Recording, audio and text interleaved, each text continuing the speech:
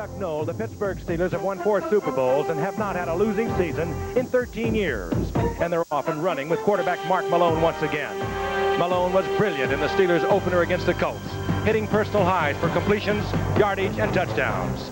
21 times he found his mark, and the scoreboard lit up with 5 touchdowns. Louis Lipps, a second-year superstar from southern Mississippi, caused the most damage. 9 receptions, 154 yards, and 3 touchdowns. And tonight, in a blue-collar, intra-divisional rivalry game, Malone and his Steeler teammates take on the Cleveland Browns. The Browns lost an overtime thriller to the Cards in their opener, but had outstanding performances from tight end Ozzie Newsome and quarterback Gary Danielson. Danielson, a veteran from the Detroit Lions, works with and ahead of the Browns' celebrated rookie quarterback Bernie Kosar. But Big Ozzie couldn't care less who puts it up. His job is to go get it. And over the last 6 years, he's come down with the football more times than any other receiver in the game. The Browns and the Steelers, Monday Night Football. Here's what Ozzie thinks about tonight's meeting. 2 times that this city, this team and this organization gets really fired up. That's for Monday Night Football and the Pittsburgh Steelers, and that's happening tonight. Cleveland Stadium is sold out tonight. 80,000 on hand to watch a bitter rivalry between the Cleveland Browns and the Pittsburgh Steelers renewed tonight. They've been playing for 35 years.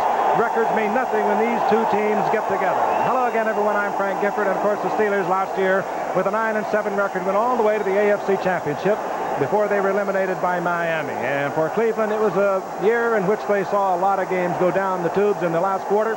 They were 5-11 for the season. They think they are much better than that. They don't have a quarterback controversy here in Cleveland, but they do have the very celebrated Bernie Kosar. He, of course, out of the University of Miami, electing to play pro football, skipping a couple of years of collegiate football. But Gary Danielson will be the starter tonight, the veteran from Detroit. Not a bad move, I would say.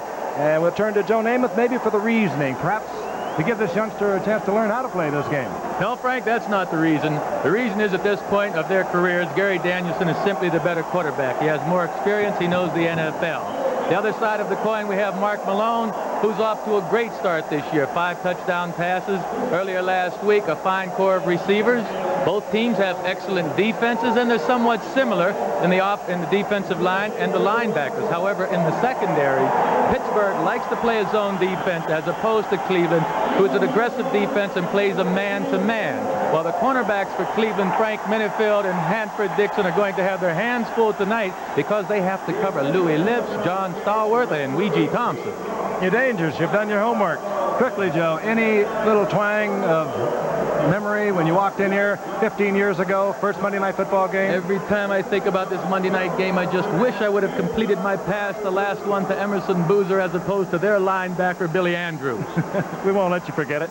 All right, turn quickly to O.J. The Pittsburgh Steelers, 2 of the finest receivers in the game, John Stallworth, Louis Lipps. What do you do about them? Well, they're as good as you get, and one interesting thing is Cleveland will try to play them man-on-man. As you know, Stallworth is only getting better, and Lipps is the NFL's Rookie of the Year. The key to tonight's game is turnovers. The last 8 times these two teams have played, the team with the least amount of turnovers has won the game. So the key tonight is if you can hold on to the ball and throw to the right man, you should win the football game. Frank? This ABC Sports exclusive is brought to you by Budweiser. For all you do, this Bud's for you. And by Ford and your Ford dealer. Have you driven a Ford lately? And by Radio Shack, the computer experts. And by Prestone 2 Antifreeze.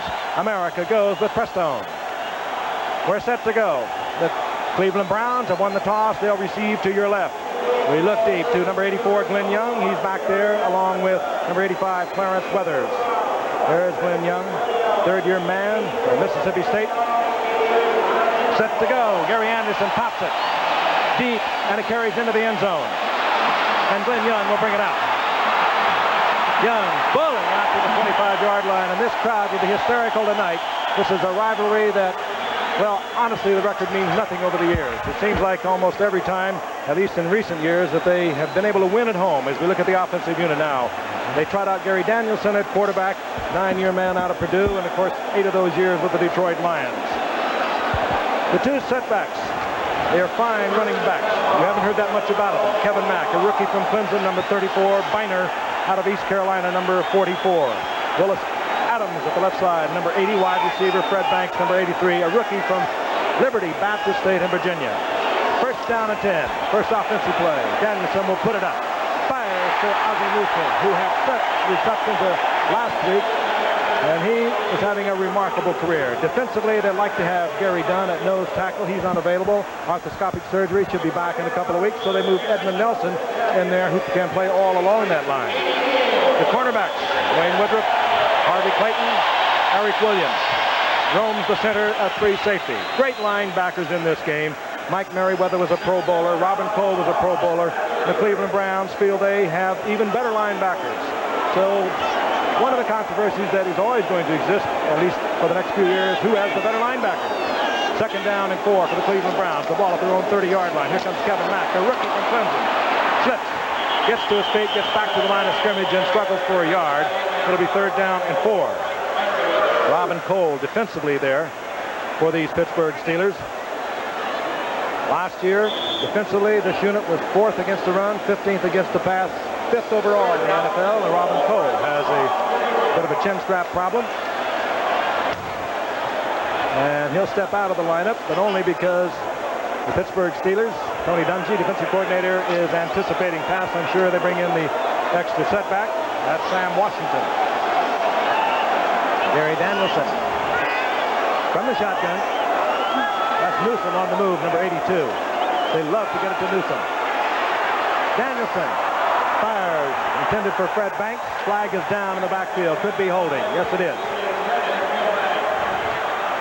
With respect, the Steelers will forego that penalty. They'll get the ball on the 4th down, and the punting unit is already out for Cleveland. Rick Woods drops back, number 22. Holding 74 offense, penalty refused, 4th down. That's Paul Farron over the left side. He replaced a long-time starter, 14-year man, Doug Deacon. There is Gary Rick Woods' brother. Louis Lips did a tremendous job back there a year ago, setting an NFL record for rookies in yards returned, but they want to give him a little bit of a breather. So this is Rick Woods. Forgoes the fair catch and is nailed right at the 27-yard line by Larry Brazil, who was hustling down there. So the Steelers will have their first offensive set. And they bring out Mark Malone. He was brilliant last week in the win over the Colts, 21 of 30. Those are the numbers, 5 touchdowns. Everything he did were all-time highs for this former number 1 draft pick from Arizona State. The 2 setbacks, and they are healthy. That's something almost new for Abercrombie. They can be awesome if they are. Both of them out of Baylor. The wide receivers, well, they're tremendous. Stallworth, 80 receptions a year ago. Louis Lips getting off to a great start last week. 3 touchdowns, 9 receptions. 15 receptions between them on the outside. Frank Pollard, right side. Turns the corner.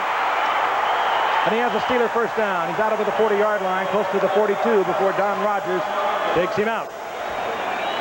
Well, the Steelers get off in the very first play. Good running, good blocking out in front of it, O.J. Well, it's a simple, sweet play. I think they wanted to go off tackle. Pollard took it outside. They had both their wide receivers, Stallworth and Lips, lined up on the left.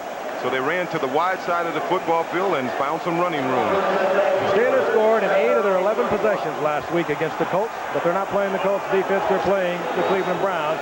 Second in the NFL a year ago in giving up yards. They were first in the AFC, the Browns. This is Pollard again. Bullying out of the 45-yard line. Good hard running for 4. It'll be 2nd down and 6 as Al Gross is up there to make the stop. 3-4 line, that's what both teams open with. They'll go to the 4-down lineman on the passing situation. Big pressure man, of course, is Reggie Kemp, number 96, 14 sacks of a year ago.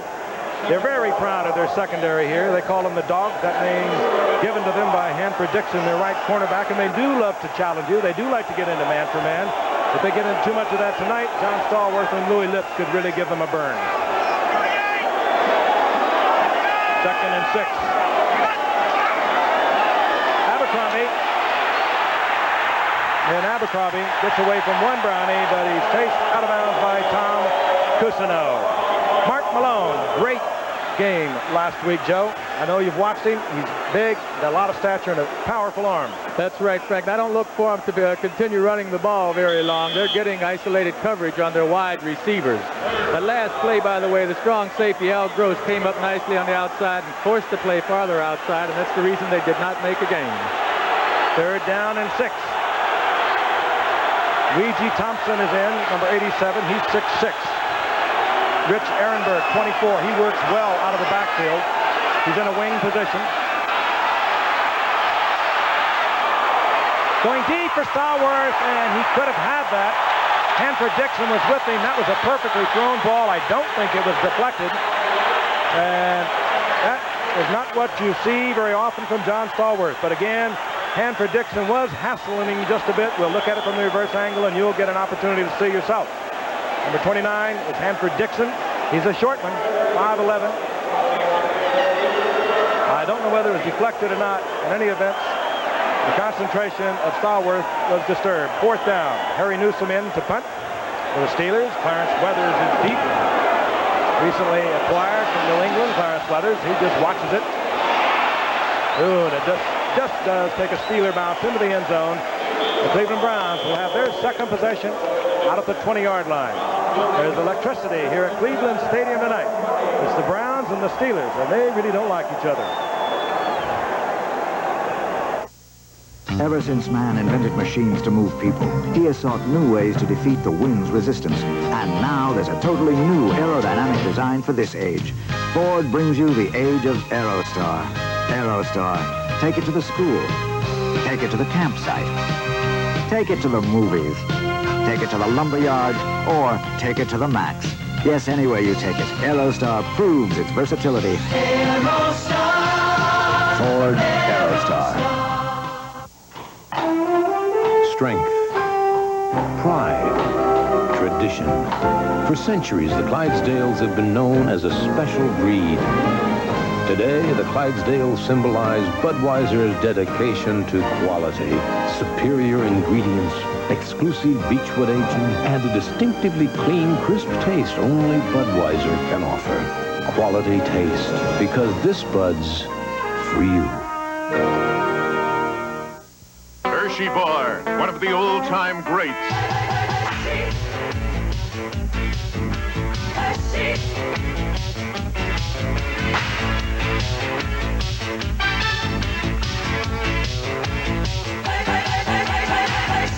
When you want pure milk chocolate with or without almonds, nothing but a Hershey Bar will do.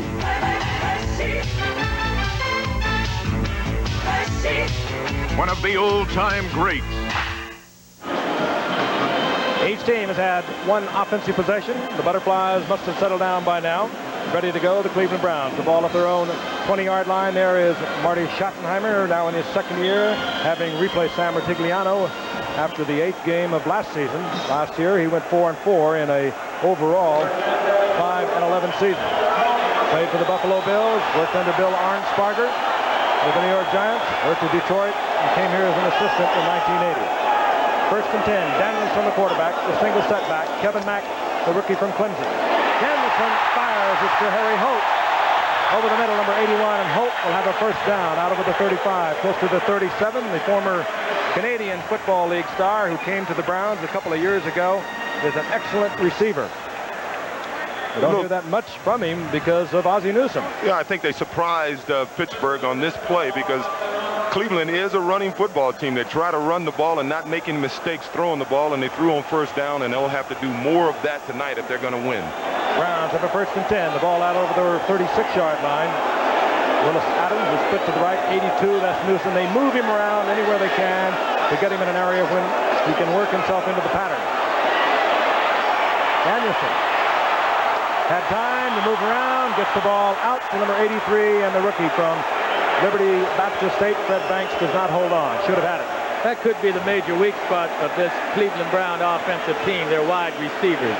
Even the last several years, Ozzie Newsome hasn't had a great deal of help on the outside, but he still manages to get open. They need some better wide receivers.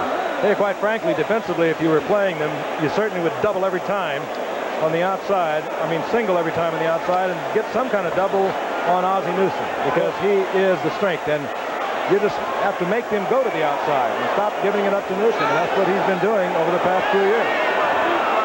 He can beat a team by himself practically. On 2nd and 10. Underneath, this is Biner out of the backfield. Biner stops short of the first down up close to the 44. Mike Merriweather. Merriweather was isolated with him that time because they came with the weak side blitz. Cole and Hinkle both blitzed from the other side, so he had Biner one-on-one. You know, I may be a little hard on these wide receivers too early for Cleveland. Banks, after all, is a rookie, and he'll probably need some time to develop. You're going to have somebody man for man out of the backfield. A linebacker on a back. Mike Merriweather is the one to have. The Pro Bowler had a tremendous year a year ago. He's a great athlete, 6'2", 215, and he'll run right with the slower backs in the league. Third down, a little more than a yard for the first. Danielson will put it up. Wide open is Mack. Mack will have another Cleveland Brown first down near the 40-yard line for the Pittsburgh Steelers. Danielson has come to throw the ball. There's no question about that. Third and a little more than one. Puts it right up. Oh, he faked Robin Cole out of position that time. Robin certainly was playing the run, and that's why Mack ran right past him. Robin thought it was going to be a running play. Nice faking. A little more than 10 minutes remaining in the first quarter. No score, and the Browns on the move. They have a first down at the 40-yard line of the Steelers. Willis Adams, wide receiver, former #1 draft pick of the Browns, split to the right. Fred Banks up at the top of your screen. The two tight ends, Newsom 82, Harry Holt 81 are both in there. Play action again by Danielson. A flag is down. Danielson looking for the first down, not to go out of bounds. He has first down yardage, but a flag is down at the line of scrimmage. Don't see that much anymore of the quarterbacks turning upfield, and they need a first down. Now with Danielson, he'll do it. He did it last week against the... Illegal formation on the offense. He did it last week against the Chargers, and he gained 60 yards, I think, in 10 carries. Gene Barth tells us that that play will go for naught. Illegal formation on the part of the offensive unit. You know, Gary's had some trouble over the years with injuries, and that's what really created that quarterback controversy at Denver. I am a bit surprised that he continues to take it upfield. But he's a great competitor. That's really the basic reason these guys like to run with the ball. They'll do anything they can to get the win. It really is amazing what the Steelers have done in the first quarter. They only gave up something like 26 points in the first quarter all of last year. First down and 15. The ball at the 45-yard line of the Steelers. Danielson getting a lot of time. And again, Banks does not handle a ball that could have been caught. Danielson shaking his head, and he of course was in that quarterback controversy up in Detroit, and then Danielson came here one day before the May draft. They brought Joe Ferguson into Detroit. Hipple, however, still remains the quarterback up there, but Danielson had his best year of his 7-year career a year ago, passing just under 62%, over 3,000 yards. He had 17 touchdowns, and Detroit was 4-11-1. He's coming off a big year, Gary Danielson. He looks now over a second down and 15. Kevin Mack on the draw play. Right there was Robin Cole and Brian Hinkle.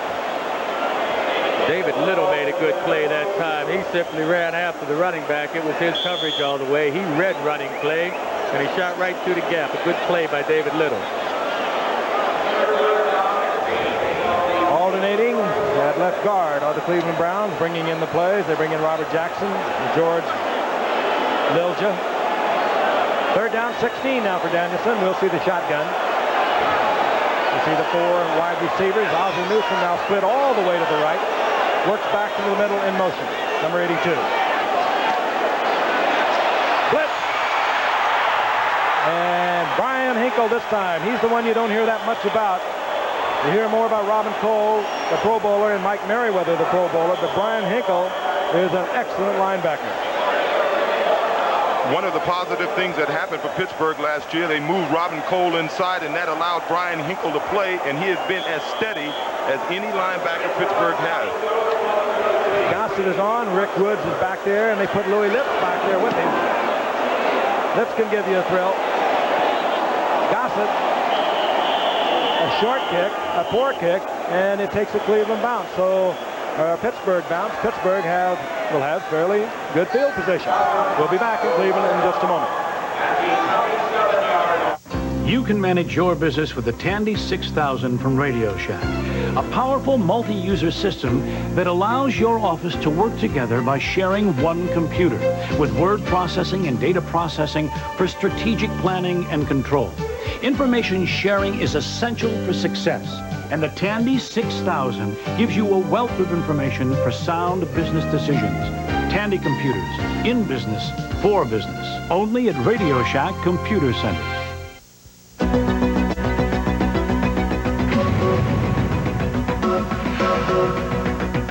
One of the world's best drivers talks about Ford quality. Nobody expects a luxury car to be quick. But watch this Continental Mark 7 LSC.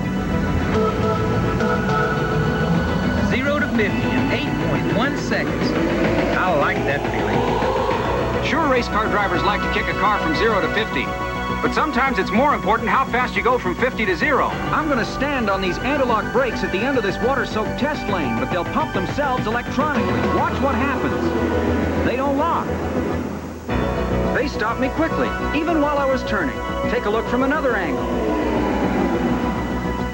Whether it's accelerating quickly or stopping quickly, this Mark 7 LSC is just one more example of Ford quality. Quality you can feel. Ford, you'll feel the quality, because quality is job one. Monday Night Football all began right here 15 years ago. We're now in our 16th season, and Joe Namath, my colleague in the booth, along with O.J. Simpson, was the quarterback of the record for the Jets that night. They went down to the Cleveland Browns 31-21 as we look at Bernie Kosar, who was in kindergarten, I might point out, Joe, when that game was played. Well, I thought he was a smart kid. I guess he was a slow learner. Of course, the great quarterback from Miami, watching Gary Danielson quarterback the Cleveland Browns. 1st and 10, the Pittsburgh Steelers. All at their own 27. Malone had Darrell Nelson, the tight end, open. Didn't get it to him. Don Rogers in the vicinity. Darrell Nelson, who is playing for Benny Cunningham, as he did much of last year, Benny Cunningham on the injured reserve, has not had a reception this year. Of course, they've only had the one game, but he only had 2 a year ago when he started 10 times. What I'm trying to say is that the Steelers like to go to their outside receivers, and well, they should, because of Lewis Lips, John Stallworth, and Weegee Thompson, number 87, who has just checked into the game. 2nd and 10. Draw play, Abercrombie. And Abercrombie stepped into Frank Pollard, slowed him down. Al Grouse got him. And there's a loss all the way back inside the 25-yard line. It'll be 3rd and about 14. I want to remind you, Saturday on CFA College Football, Michigan, coming off an upset win over Notre Dame, taking on my old teammate, Joe Morrison's highly ranked South Carolina Gamecocks. Coverage will begin live at 3 o'clock Eastern Saturday on ABC Sports, so don't miss it. 3rd down, long yardage. Mark Malone looks it over. Arenberg, 24, is in there at the wingback for the Steelers. A good receiver working from that spot.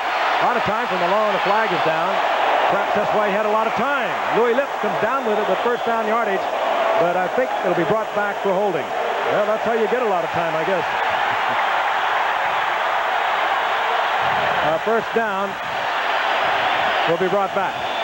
Well, at least on that play, you saw the difference a jersey will make. Louis Lips, number 83, went up for a catchable ball. Holding, 63 offense, 10-yard penalty. Replay the down. Came down with the ball, and of course, number 83 for Cleveland, Fred Banks, went up with 2 catchable balls and came down without it, Joe. Pete Rostowski, the left tackle for the Pittsburgh Steelers, was holding. Now it's 3rd and extremely large yardage. 3rd down and 23. Weegee Thompson stays in the game. Number 87, Lips, 83, John Stallworth, the wide receivers. Arenberg, 24, works as a receiver from the wingback spot. Draw play, Pollard. And Cleveland rains all over that at the 17-yard line. And out comes the punting unit. So 2nd-ranked defense in the NFL a year ago has the Steelers in trouble. Well, that's just playing it close there. I just don't think at this stage of the game, Coach Noel wanted to take a chance on the turnover, the interception. They did have a lot of yardage to make up. He was hoping to gain it by the draw, but very little chance. There's Clarence Weathers. They picked him up September the 3rd from New England. Not big, 5'9", 170-pounder. Came on waivers from New England. He's back for the Browns, and that one had to be hurried by Newsom. Partially blocked.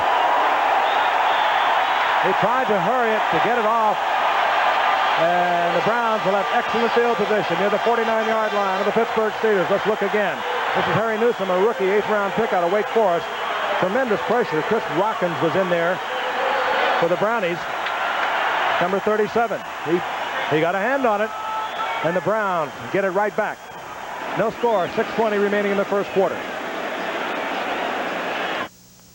Barn's on fire. Gotta go. You're gonna go with Prestone.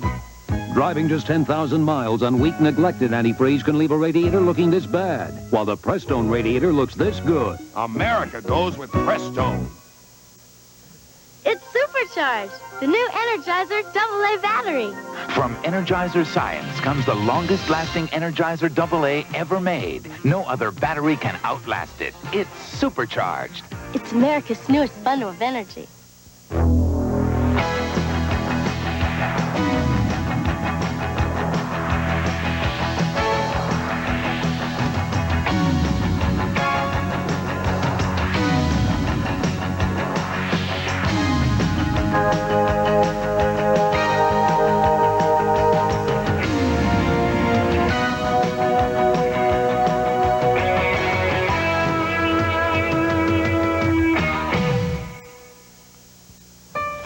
All good horse traders know horses.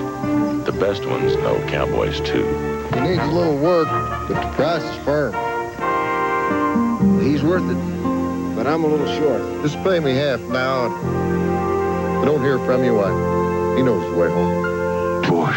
Head for the beer brewed natural as a mountain stream, for a taste as smooth as its name. Bush. Head for Bush beer. Head for the mountains. Our Family Honor premieres tomorrow night at 9, 8 Central on ABC. The Cleveland Browns and the Pittsburgh Steelers meeting for the 31st time. The Cleveland Browns have a 1st and 10 at the Steelers' 49-yard line. No score in a hard-hitting game. Both teams having lost first downs with holding penalties. 6:20 remaining in the first quarter. The quarterback, Gary Danielson of the Browns, hands off to Kevin Mack, the rookie from Clemson. He is met hard by Keith Willis, or rather Keith Gary. Loss of about a yard. There's Keith Gary. First-round pickup, 1981 for the Steelers. He went up to Montreal for a couple of years and came back in '83 and has given them a really fine outside pass rusher. A little bit of a problem with the knee, but where the Steelers' defensive line is hurt even more is the fact that Gary Dunn, an excellent nose tackle, they think is a Pro Bowl type nose tackle, is unable to play tonight because of a knee problem. 2nd down and 11. Danielson. Pressure, and down goes Danielson. Gary, we spoke of him a moment ago. Good pass rusher. Got right into Danielson's face. Well, we'll take a good look at number 93. Just blew his man back. This is one of the reasons Marty Schottenheimer would prefer to have a running team instead of a passing team. Is he doesn't think his offensive line is experienced enough to protect properly, and he just doesn't want to find himself in a 3rd and long situation like this. Keith Gary coming right over Paul Farron, who, as I mentioned at the top of the show, replaced a 14-year veteran here, Doug Deacon, very popular here in the Cleveland area. 3rd down, long yardage, and the Browns will go from the shotgun. A little drop off to Biner, trying to get some of it back, not looking for all of it. Obviously, both teams now playing it just a little close. They did not go upfield on a 3rd down and 20. And when you're at midfield, well, I think that might be a little too close. Well, I think, once again, both coaches are aware that turnovers have dictated the outcome of this game in the last 8 games, and they're just trying to avoid the turnover and play as safely as they can and go with defense. That's what got them there. Jeff Gossett to punt. Louis Lips. Rick Woods are deep for the Steelers. Rick Woods is there, calls for, and pulls off the fair catch at the 17-yard line. Still no score. The Steelers and the Cleveland Browns from Cleveland Stadium in Cleveland, Ohio, where we will return in just a moment. Give me a light. Go! Bud Light. If you just ask for a light beer, you never know what you'll get. Give me a light. Bud Light. So if you want the less filling light beer with the first name and taste, don't just ask for a light beer. Give me a light. Ask them to bring out their best. Bud Light. Bud Light. Thank you. Because everything else is just a light.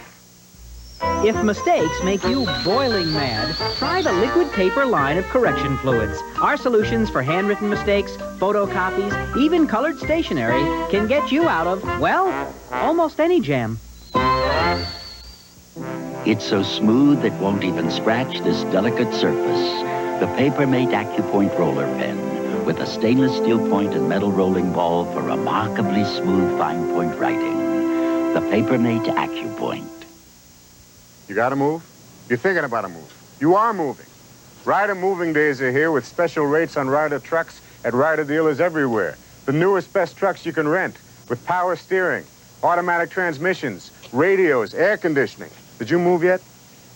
Our special fall rates will help you move. See your Ryder dealers. With these rates, you're gonna move.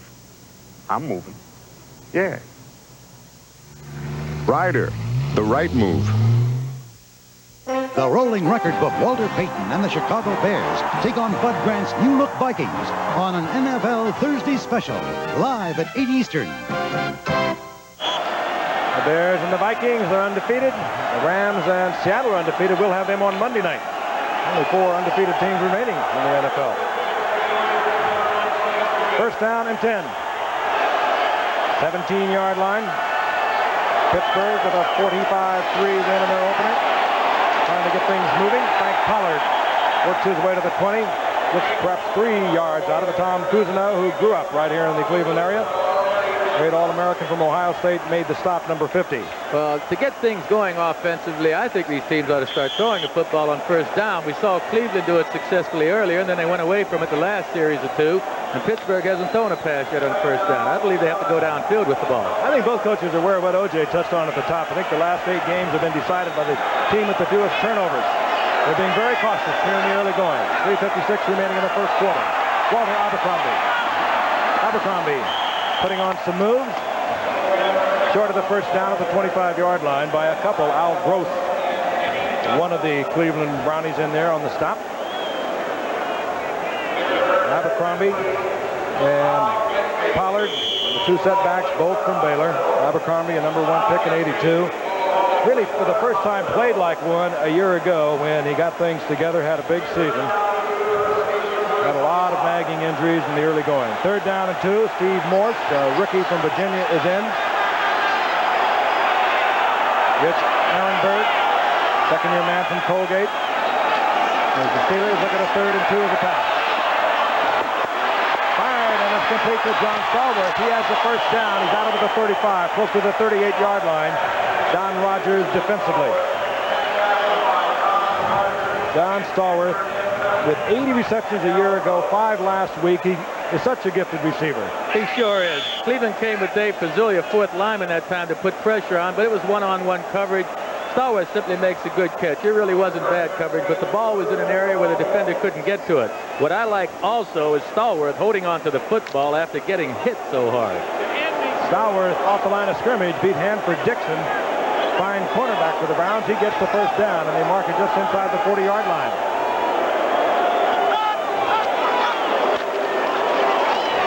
Hammering ahead is Abercrombie. Tom Cousineau at the bottom of the pile, a gain of a couple, maybe 3, to bring up second down at 7. Donnie Shell, free agent, those many years ago. One of the 3 Steelers who remain that played in all 4 of those Super Bowls. Mike Webster was there, John Stallworth, and Donnie Shell. And we have an injured Cleveland Brown, still getting up. We will not speculate on the number. Now we are told it is number 51. That is Eddie Johnson, a tremendous linebacker in his own right. Let's talk about this field for a moment. I played many years on it. It can be treacherous at times. You get down, particularly when baseball is still being played here, as they did last night. It can be really tough down there. O.J., you walked the field earlier. Tell us about it. Well, it's in the best condition that I've ever seen it in. Of course, I played here 4 times, and every time I was here it was a monsoon, and we were playing in mud. But there are a few divots in the field, and how they counteract that is they fill them up with sand. And the sand sometimes will give as a player tries to cut on it. So you'll see players slip here tonight, but I think all in all, the field is in the best condition that I've ever seen it in. Pitcher's mound, as a matter of fact, is still there to your left underneath the goalpost. And they were playing baseball here last night. So I guess you could take advantage of that if you wanted to. There it is. Meanwhile, they continue to look at Eddie Johnson, the linebacker who says, "Don't call me that other linebacker." He says that because of Chip Banks, Tom Cousineau, and Clay Matthews. Give us just a moment as they continue to look at Eddie Johnson to tell you about the Jets yesterday, and they had some game yesterday in Giant Stadium, coming back from that whitewash at the hands of the Raiders, and what a day for Freeman McNeil. Let's take a look at it. Action in the third quarter. First offensive play for the Jets.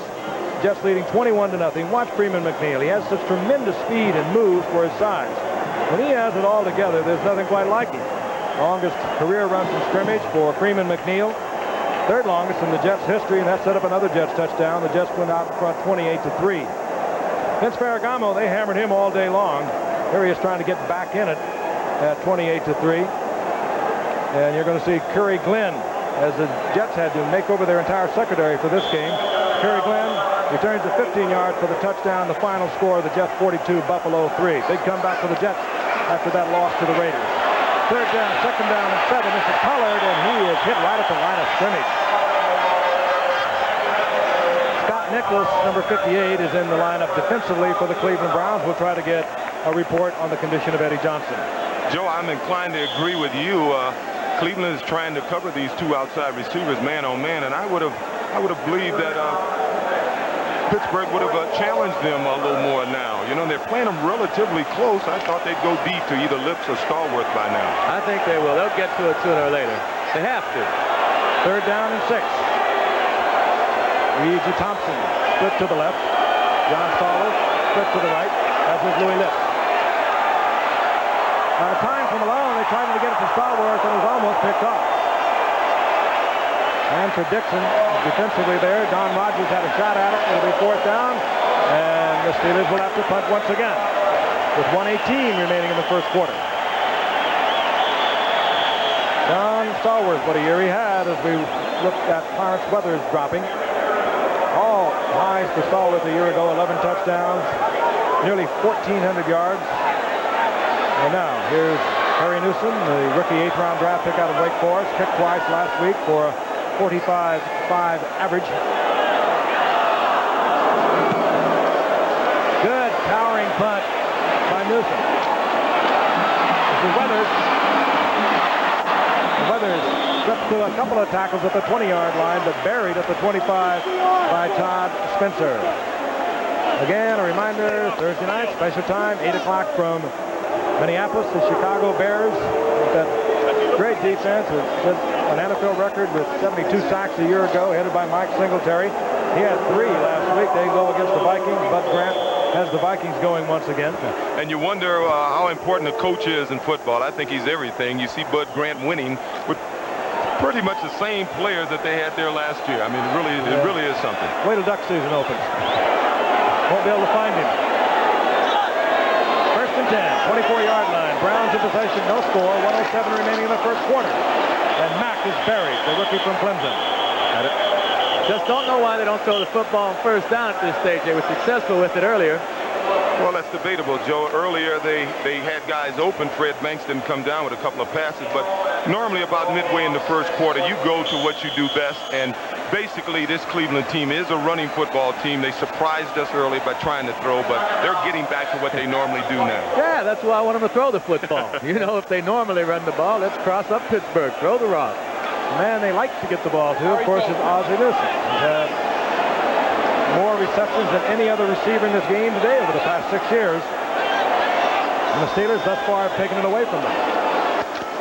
2nd and 10. Danielson has the blitz on, puts one up in the general direction of Willis Adams. I think Danielson was just making sure that wasn't intercepted. The blitz was right in his face. Harvey Clayton was covering Adams. He just threw it away. The way things are going, Joe, if they keep throwing the ball, you will get a chance to see Bernie Kosar play tonight because they are doing a tattoo job on Gary Danielson every time he releases the ball. And no one touched the defensive end, Keith Willis, that time. He came clean and did lay a number on Danielson. Quick look at Kosar with those tremendous stats at the University of Miami. 40 touchdowns over the brief career, 63% completion. Chuck Noll looks on the Browns. Look at a 3rd down and 10. Danielson from the shotgun. Again, pressure. Danielson has to take it out of the pocket. This time, a cooler head prevails. He still tried to get the first down. I think he might have got it. Gary Danielson doing the hard way, and tippers are flaring. Harry Hope of the Browns is into it with Keith Gary. Danielson again, not afraid to take the risk and gets the first down.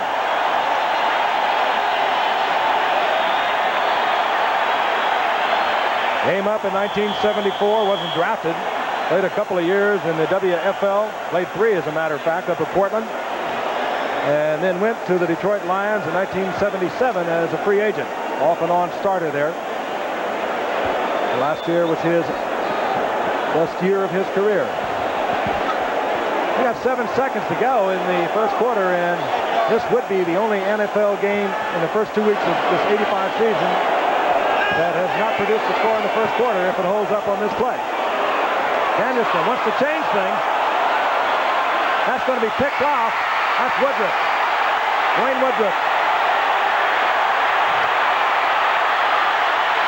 Woodruff with a fine return up close to midfield, and Gary Danielson just hung one up for grabs. I think perhaps an ill-advised pass. Woodruff was well beyond the receiver. And that's the end of the first quarter as the Steelers get a turnover. And keep in mind, so many of these games have turned on the turnover. The Steelers get the first one tonight. We'll be back. We improved the new Ford Escort in a lot of different areas. We improved it in the area of performance with quicker acceleration. We improved it in the area of efficiency with better gas mileage.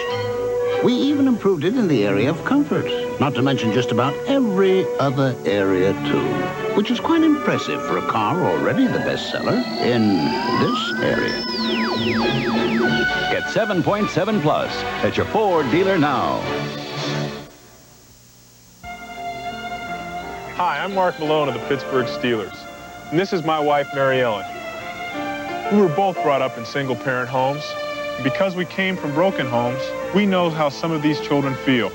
That's why we're United Way volunteers at this United Way supported Family and Children's Service Agency, because we know what it's like to grow up in a home with only one parent.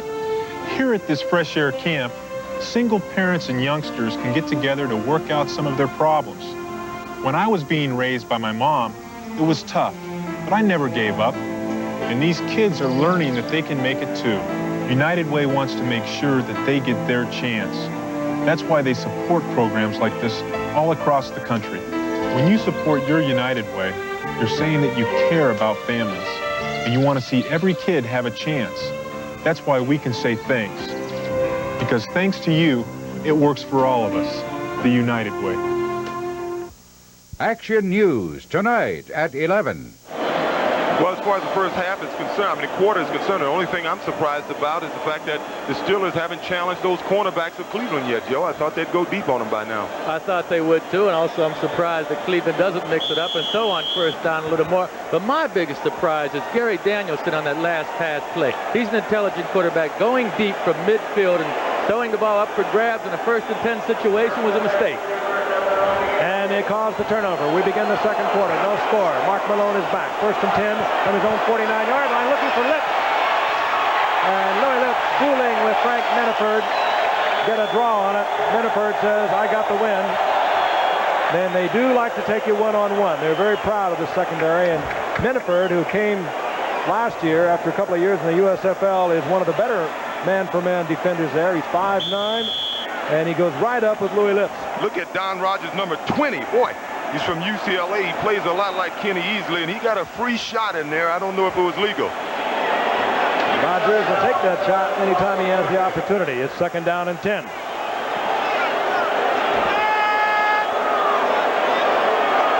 That's the tight end, Darrell Nelson, 81 on the move, and here comes Abercrombie. Gets a block out front from Pollard. Chip Banks makes the stop, but not until Abercrombie gets 7 to the Browns' 45-yard line. This ABC Sports exclusive is being brought to you by Chrysler Plymouth, who invites you to discover the new technology of driving at your Chrysler Plymouth dealer. 3rd down and 3, the Steelers. One big in their opener over the Colts 45-3, where the Browns were doing what they did 5 out of 7 times that they led in the fourth quarter a year ago, losing to the Cardinals late in the game. 27-24 last week in overtime. Malone, 3rd and 3. Tries to get it to Ehrenberg. He almost had it, even though the ball was behind him. It'll produce another 4th down. Chris Watkins defensively there, the nickel back for the Browns. Well, Mark Malone has a very strong arm on that play. I thought he could have set and threw the ball. He probably would have thrown a better pass. He threw the ball off the wrong leg. I was a little surprised at that. He appeared to have enough time. There's Clarence Weathers. Settles in at about the 10-yard line.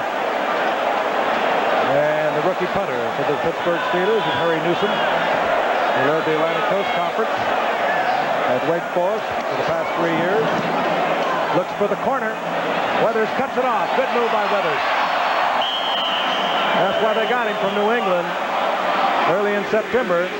That would have been a punt that probably would have gone out somewhere around the 10 or 12-yard line. As it is, Weathers cuts it off, and the Browns will have a 1st and 10 at their own 22-yard line. First quarter numbers for you. Very conservative play on the part of both ball clubs. Those numbers not reflecting the hitting that was going on, I can assure you of that. But it's quite typical of this game when these two teams play. They're both strong defensive teams. As you know, the Cleveland Browns, they were number 1, I guess, in the AFC last year, number 2 in all of football. And what they're going to try to do now on offense is just not make mistakes, run the ball, and hope their defense will make something happen. And they continue to go with the 2 tight ends. They put down the rookie wide receiver. They come with Harry Holt, Ozzie Newsome, both good receivers. Draw play, Kevin Mack. Mack struggling for about a yard in the arms of David Little. He's the brother of Larry Little, the coach of Bethune-Cookman and a former Miami Dolphin great. Let's take a look at him. He doesn't get the credit that many people think that he deserves. He filled in all of last year for the now retired inside linebacker. That, of course, being Jack Lambert, one of the greats of the game. But Dan Fike, the right guard of Cleveland, pulled around to the left, and he just missed him. Of course, David Little's so quick, David ran around him. 2nd down and 9. Mack, the rookie from Clemson. Single setback. Danielson looks out, finds Biner. Biner breaks the tackle. Good running by Biner. Biner, a great effort to the 48-yard line before Keith Gary pursues and makes the stop. It's a simple flat pattern here.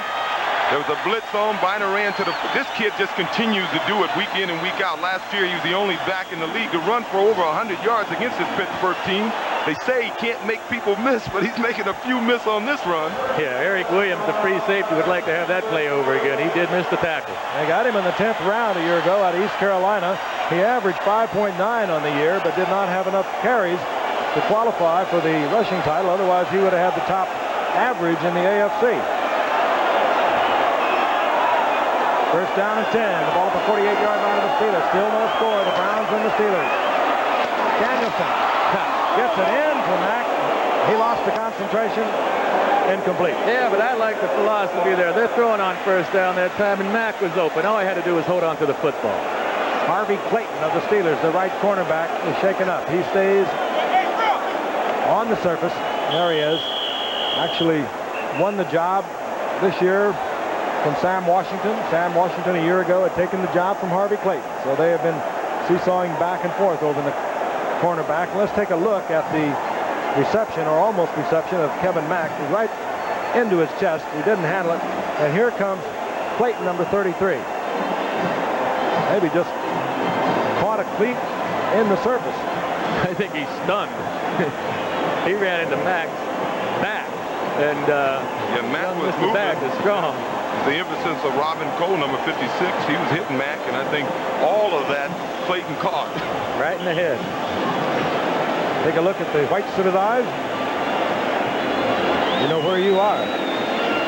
Marty Schottenheimer wants to have a running team. He keeps pounding into these guys' head that they can run the football, but it was last week, the last 8 minutes of that game, when they started throwing the ball, they got back in the game, they went ahead of St. Louis. That may have changed Marty's mind a little bit, Joe. I kind of look for them to run it here. They don't like a 3rd down and 10 situation. If they can gain 4 or 5, a 3rd 5, 3rd and 4 would be a better situation. Danielson checks out the 2nd down and 10. Biner single setback deep for the Browns. Flag is down. You saw the movement. Danielson finds the man open. It is Biner. Over in the left side, the flags are down, both at the line of scrimmage and in the backfield now. Robin Cole was there defensively against Biner. False start on the quarterback. Illegal movement with the head. Gary Danielson causing the movement you saw on the part of the Steelers, an illegal movement of the head. Well, my play calling wasn't too good that time, but we got the 5 yards anyway. Oh, it's against the offense. Excuse me. Danielson bobbing that head. He's over there complaining to referee Gene Barth. He says, I have to shout those signals loud. That's really what he was doing. But every now and then, they'll get a little tricky, try and draw the 5-yard offside penalty with the irregular bark of the signals.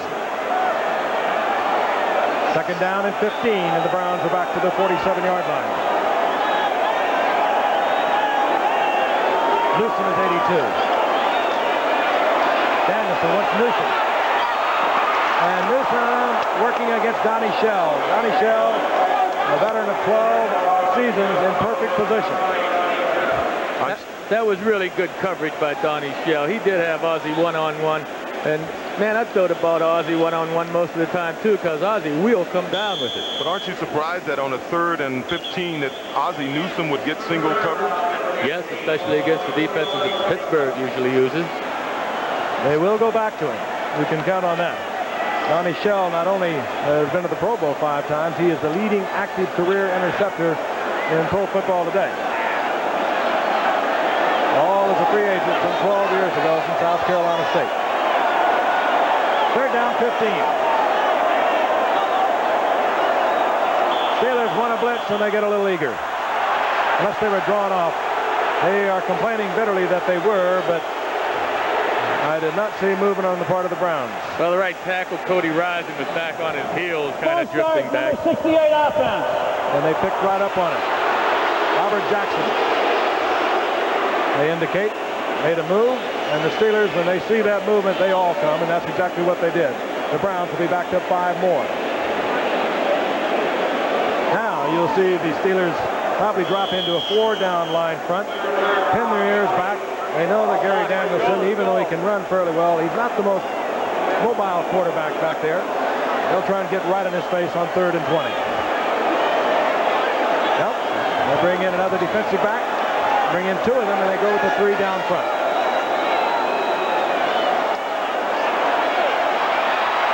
Not a time for Danielson, but Edmund Nelson comes around the horn and nails him. All the way back to the 33-yard line. They had a 1st and 10 at the Steelers' 48-yard line. And now they must punt, and they have the football at their 33-yard line. Well, I don't think Pittsburgh's really stopped Cleveland at this point. Cleveland seems to be stopping themselves with the dropped passes and the penalties. Jeff Gossett is deep. I mean, to punt, Rick Woods is back there with Louis Lips. Rick Woods. And if you've just joined us, that's the kind of hitting we've had all night. 2 bitter rivals in the AFC Central Division. And we have no score with 11-14 remaining in the first half. Keeping track of baseball pennant races for you. Cleveland defeated the Yankees 9-5 today. Yankees falling 5 back now of Toronto. And the Cardinals won both of theirs against Pittsburgh. They're at the moment 1.5 up on the Mets. The Mets, however, are leading Philadelphia 9-0. Marty Schottenheimer talking it over with quarterback Gary Danielson. Both teams having a difficult time getting things underway offensively tonight. Both teams playing it very close to the vest tonight. Steelers with a 1st and 10. The ball at their own 31-yard line. Play action fake by Malone. The receiver is open, and coming down with it is John Stallworth. And he'll have a Steeler 1st down out of the 45-yard line. Frank Gifford along with Joe Namath and O.J. Simpson watching the Pittsburgh Steelers and the Cleveland Browns. They have split games over the past 2 years. And over the last 8 games, the team with the most turnovers, well, they are the team that usually has lost. 1st and 10. Steelers at the 46-yard line.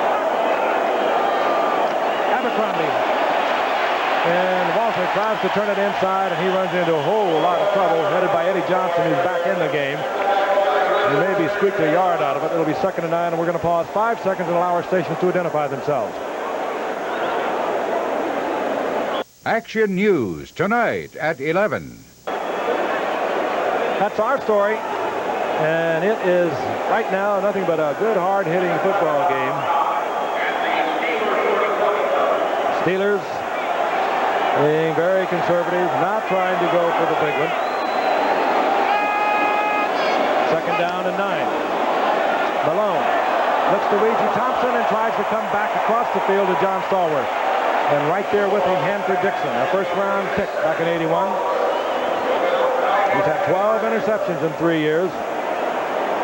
Many feel that on a team with a better record, he would be a Pro Bowler. John had a step to the inside on him that time, and Mark just didn't get the ball on the money. 3rd down and 9. Stallworth. He'll go into the slot on the right side. Ouija Thompson up at the top of your screen. He's 6'6". Second-year man from Florida State, top of your screen. And Louis lifts his split to the right. Looking for Ouija Thompson. He's there. And he does not hold on. A beautifully thrown pass by Mark Malone. He almost caught it for Ouija Thompson. And that would have been a first down goal to go. Mark Malone, I feel, has really arrived. Played in the shadow of Terry Bradshaw for so long. That injury to the knee in '82 set him way back. Could not have been a better thrown ball. Larry Brazil running stride for stride. He put it up there to the big, tall Ouija Thompson, who's 6'6". No way Brazil had a play on the ball. And Ouija doesn't come down with it. Weathers is back for Cleveland on 4th down. Newsom to punt. Beautiful punt. High, towering kick. And there's no question in Clarence Weathers' mind, he had no opportunity to return it. He very wisely called for, however, and makes the fair catch at the 12. That ball would have gone outside, inside the 10-yard line. IBM presents You Make the Call. Jay Saldy of the Bears is stripped of the ball at the 2 by Benny Perrin of the Cardinals, who attempts to recover in the end zone, but can get only 1 foot down inbounds. Now you make the call. Where do you spot the ball? If you're waiting to buy a personal computer, you may have questions about power, expandability, and dollars and cents. For the complete answer, take a close look at IBM. An IBM PC runs thousands of programs, expands easily, and prices are better than ever. So don't wait. Once you take the first step, the rest come easy. IBM Personal Computers. What call did you make? Whether... We're back. That punt was called back. Illegal man downfield. So once again, it'll be Newsom with Clarence Weathers deep for Cleveland.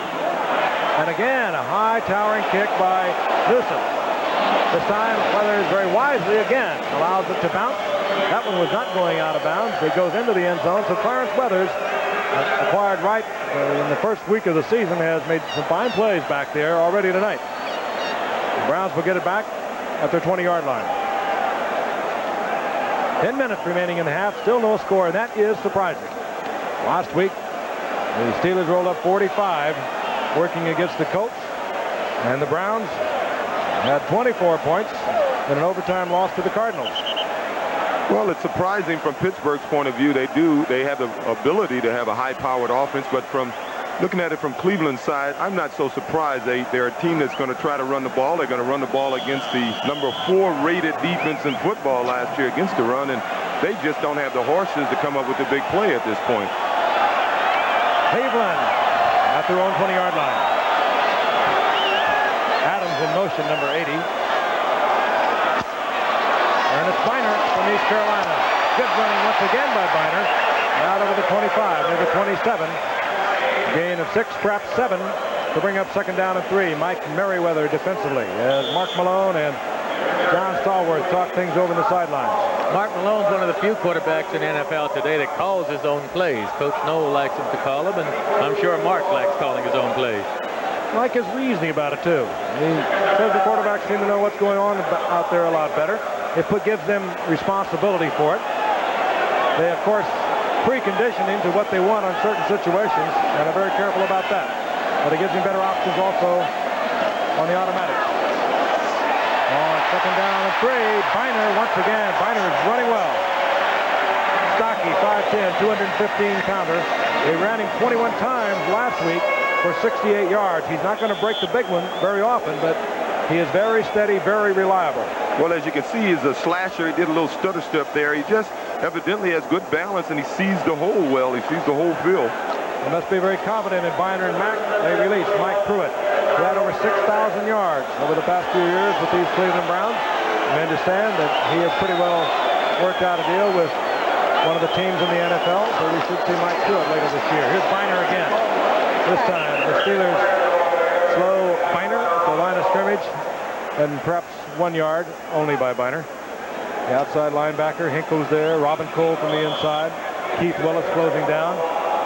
They mark it at the 39, so it'll be second down and 7.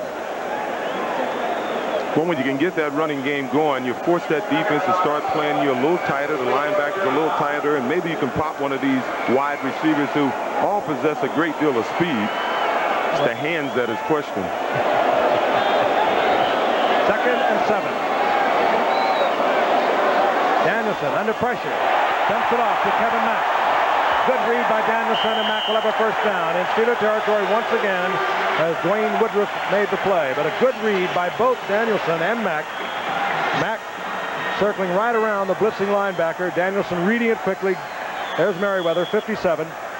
Well, Pittsburgh was in a blitz, but there's one thing both of these teams do real well. You don't see it done as well as they do it around the league, is play action pass. They spend a lot of time trying to fake that ball to hold those linebackers so they can throw those quick passes like that. Well, that play action's only going to work if they get their running game going. Well, they had a couple of first downs working there, and when you're moving the ball, anything can happen. Fooled Robin Cole a couple of times. First and 10, the ball at the 49-yard line, or just inside the 49-yard line of the Steelers. Biner. This time Biner hit at the line of scrimmage. That was Robin Cole, who allows a yard to Biner. It'll be second down and 9. Robin Cole, one of the best linebackers in football today against the run.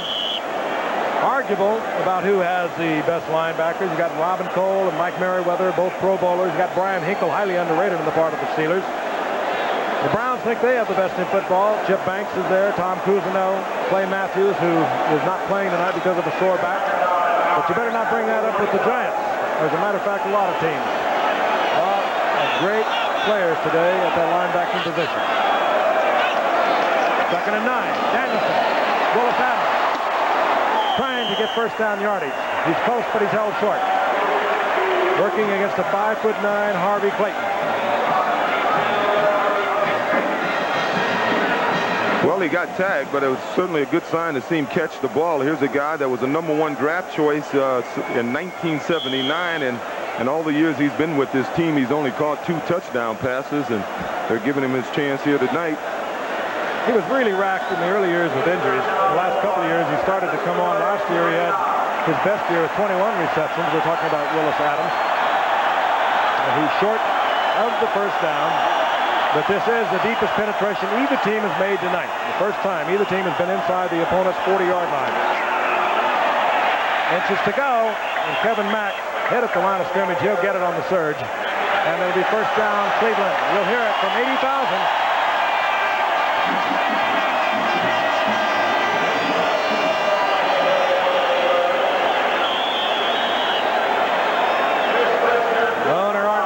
Sitting in the box right next to us, came here in 1961. We've seen many crowds like this over the years, but so many of them when the Pittsburgh Steelers come to town. And there's nothing like Cleveland Stadium, a round stadium, 80,000 strong. They'll really make the noise for you. First and 10. Adams in motion. Danielson is back. And he has to throw underneath, and he gets it to Ozzie Newsome. And Newsome for about a 4-yard pickup. Ozzie's a smart tight end. We all know that. That was a zone coverage by Pittsburgh that time, and Ozzie simply crossed underneath and found the open spot. Great numbers, but they have been great numbers for the past 6 years. The #1 draft pick out of Alabama 8 years ago, in 78. Third all-time as far as tight ends go in receptions. Only Jackie Smith and Pete Retzloff have caught more than tight end Ozzie Newsome, who has been held to only 2 receptions thus far here tonight. Second down and 4.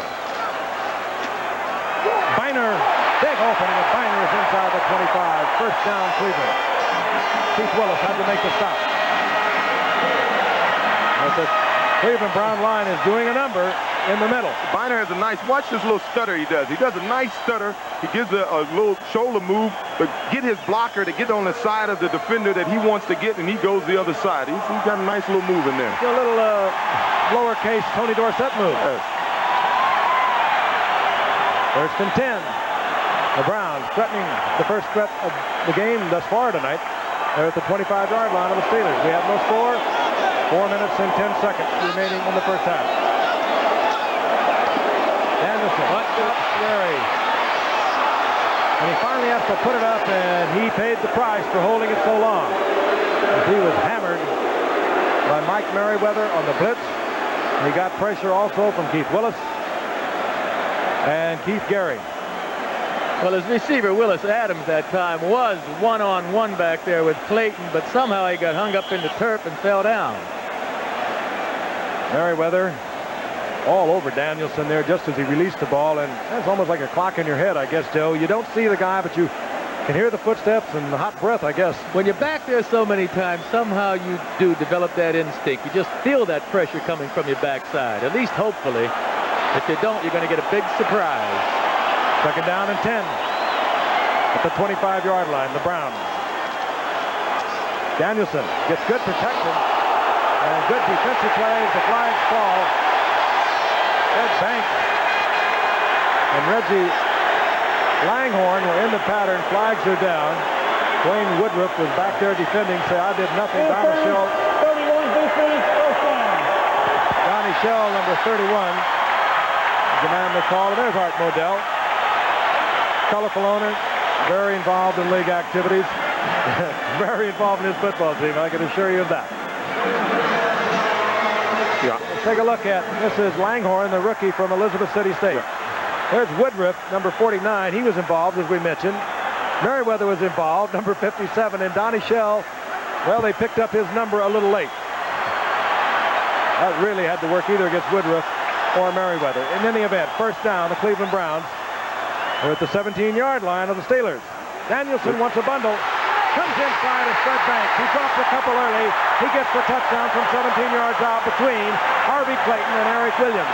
First down pass, Joe. You like it? I love it. Nice going, Freddie. He's kind of made amends for those first 2 drops, but I'm glad to see it. It does the rookie a world of good.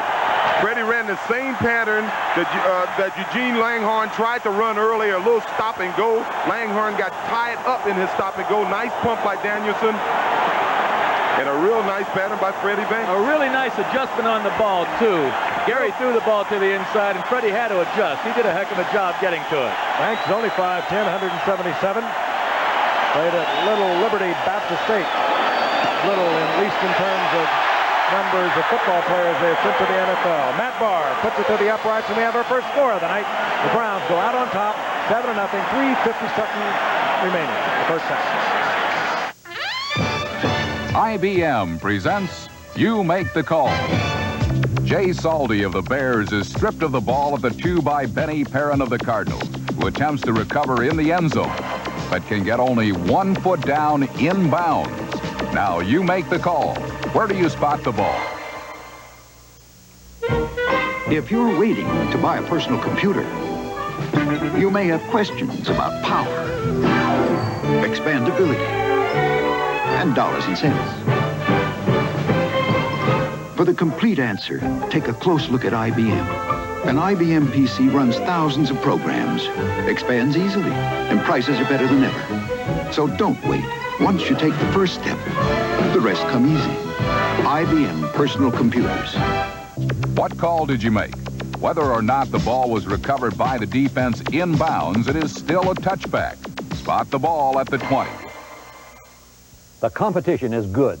We had to be better. Now your Chrysler Plymouth dealer offers 7.5 financing or up to $1,500 cash back on many new 85s. And Chrysler's 550 protection plan. Get 7.5 or 400 back on Plymouth Horizon, Turismo, and Reliant K. 7.5 or 1,000 back on Chrysler Fifth Avenue. 7.5 or 1,500 back on Premium LeBaron, GTS, or Laser XE. Only at your participating Chrysler Plymouth dealer. Coming off their big victory over Notre Dame, Michigan tangles with highly ranked South Carolina Saturday on CFA College Football. Mitch Ehrenberg, second-year man out of Colgate, had a great career at Colgate and a tremendous rookie season, a surprising rookie season. 1,300 all-purpose yards for the Steelers a year ago. He awaits the kickoff from Matt Barr. The Browns are going out in front, 7-0. Barr puts it up high. Ehrenberg from the 4-yard line. Ehrenberg to the 25. It'll be 1st and 10, the Pittsburgh Steelers. All right, now Freddie Banks made a nice move out there on Clayton, but what set this up was the success of the running game earlier. That enabled Cleveland to go deep. Pittsburgh started playing the run. They had one-on-one coverage to the outside, and on first down, Gary Danielson just went deep. Actually, Banks had him beat to the outside, but the ball was thrown a bit inside. This is what I meant when I said that Freddie made a nice adjustment to the ball. And the Browns score first. Much of that drive will go to the running and the hard hitting of Ernest Biner, the second-year man out of East Carolina. 1st and 10, the Steelers. The ball at their own 25-yard line. They still have yet to get inside the 40-yard line of the Cleveland Browns tonight. Kind of game we anticipated. Perhaps we thought we'd see bigger plays early on. But what a defensive game we're watching. Safety blitz is on against Malone. And he hurries the pass to Louis Lips. Lips will get 5 yards out of it. And now we're going to have a late flag as there's some extracurricular activities going on. You saw the blitz. Al Gross came from the safety position for the Cleveland Browns. And there is a hassle going on at the bottom of the pile. Terry Long, the right guard, is down there. Personal foul, 72 defense. This is Pozzoli who draws the personal foul working against Terry Long. Dave Pozzoli played his collegiate football at Pittsburgh, and he has just hurt the Cleveland Browns as the Steelers will have a 1st and 10 at the 45-yard line. 3:42 remaining in the first half. Steelers going pretty much with Lips, Weegee Thompson, and John Stallworth. Malone now struggling with 3 of 10 at 35 yards, coming off a great game against the Colts last week with 5 touchdown passes. Here's Abercrombie. And Abercrombie is hit hard from behind. Eddie Johnson pulls him down. Held him to a gain of about 2. It's good to see Eddie Johnson back in the game. You know, they've already had an injury to their other good linebacker, Clay Matthews, and had Eddie been out of the game for a while, they would have gotten they'd have been mighty thin at the linebacker position. Eddie Johnson says, "Don't call me that other linebacker," referring, of course, to Chip Banks, Cousineau, and Matthews. Reminder, coming up at halftime, Joe Namath had an opportunity to visit with Bernie Kosar, the Cleveland Browns wonderkind, the quarterback from Miami. We'll take a look at some of the highlights, some of the great play by quarterbacks around the NFL yesterday. 2nd down and 8.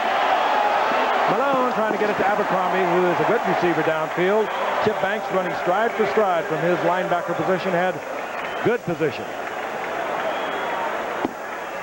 Mark Malone, who holds a rather odd record for the Pittsburgh Steelers. Longest touchdown reception in franchise history. 90 yards from Terry Bradshaw back in 1981. Good athlete. He used to love to get in on the kickoff team. Used to slide in there when they weren't looking. Then in 82, that all ended with a very severe knee injury and a reconstruction through surgery. Right now, Mark Malone is looking over a 3rd down and 8. His ball club trails 7-0. The Cleveland Browns, 2:54 remaining in the first half. Malone has Louis Lips, and he does not hold on to a pass that should have been caught. Miniford is doing the celebrating, the gymnastics, but he had nothing to do with it. Lips just dropped it. Well, Lips, being a fine runner that he is, when he got rid of Miniford, he was coming over the middle. He started to accelerate, and the ball was thrown a little behind him. It's a ball he should have caught, but he was trying to accelerate as the ball arrived. Frank Minifield, he is a feisty little cornerback, 5'9", 180-pounder, but he will stay with you. Harry Newsom is on to punt. Clarence Weathers deep for Cleveland.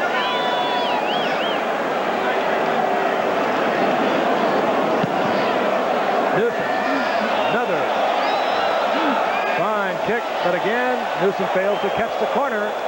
It almost stayed short of the end zone on the bounce, but it'll be the touchback.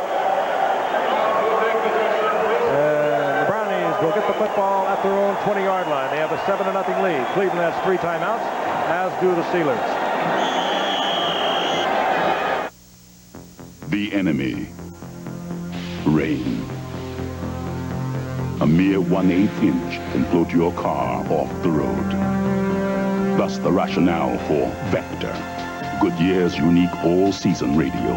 So advanced, its crisscross tread actually pumps away water to help more tire and your car stay on the road.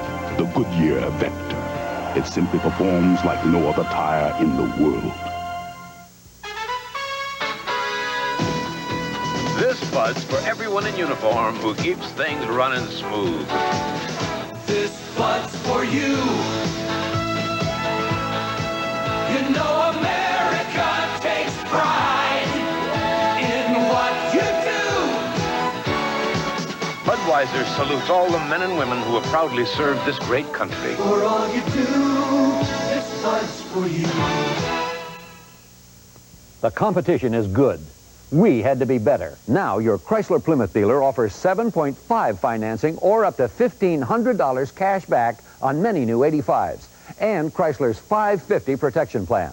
Get 7.5 or $400 back on Plymouth Horizon, Turismo, and Reliant K. 7.5 or $1,000 back on Chrysler Fifth Avenue. 7.5 or $1,500 back on Premium LeBaron, GTS, or Laser XE. Only at your participating Chrysler Plymouth dealer. See how the future began. 4585, Wednesday on ABC. Back at Cleveland Stadium, a sold-out Cleveland Stadium. It's a dramatic stadium built in 1931 for a cost of $3.5 million, if you can believe that. But it has seen some tremendous football. The Cleveland Browns having played here since 1947. This is Kevin Mack on 1st and 10. Tries to turn back inside, goes down in the arms of Clayton, and was hammered as he turned back inside by Hinkle. Got a yard out of it. It'll be 2nd and 9. What do you do, Joe? 2:20. The clock is moving. You have 3 timeouts. You lead by 7. You're deep in your own territory. Yeah, well, both teams have done a good job conserving their timeouts, and I think it's a little early yet for Pittsburgh to call their timeout. They're going to go down to the 2-minute warning and then put the pressure on Cleveland. Cleveland has a 2nd and 9 situation. They almost have to throw the football. Pittsburgh will call timeout now. Yep, they didn't get to it. Yeah, you know, they did try to. They did get to it. They did stop the clock. But I don't know whether the scoreboard clock says 2 minutes. Whether they were able to get it in time, I don't know. In any event, they have been given the timeout. There is referee Gene Barth trying to sort it out. We'll be back in a moment.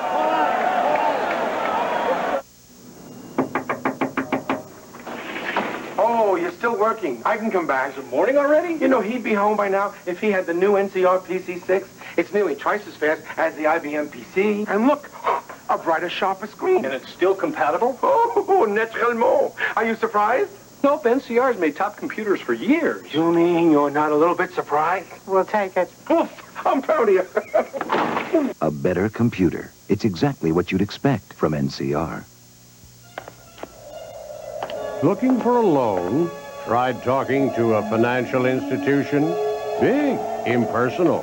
Looks like you need a friend. At Beneficial, we're big. Hi, I'm Fred. But very personal. You'll talk to the boss when you talk to Beneficial. So there's no committee, no waiting. Everything could be wrapped up in 24 hours. Congratulations.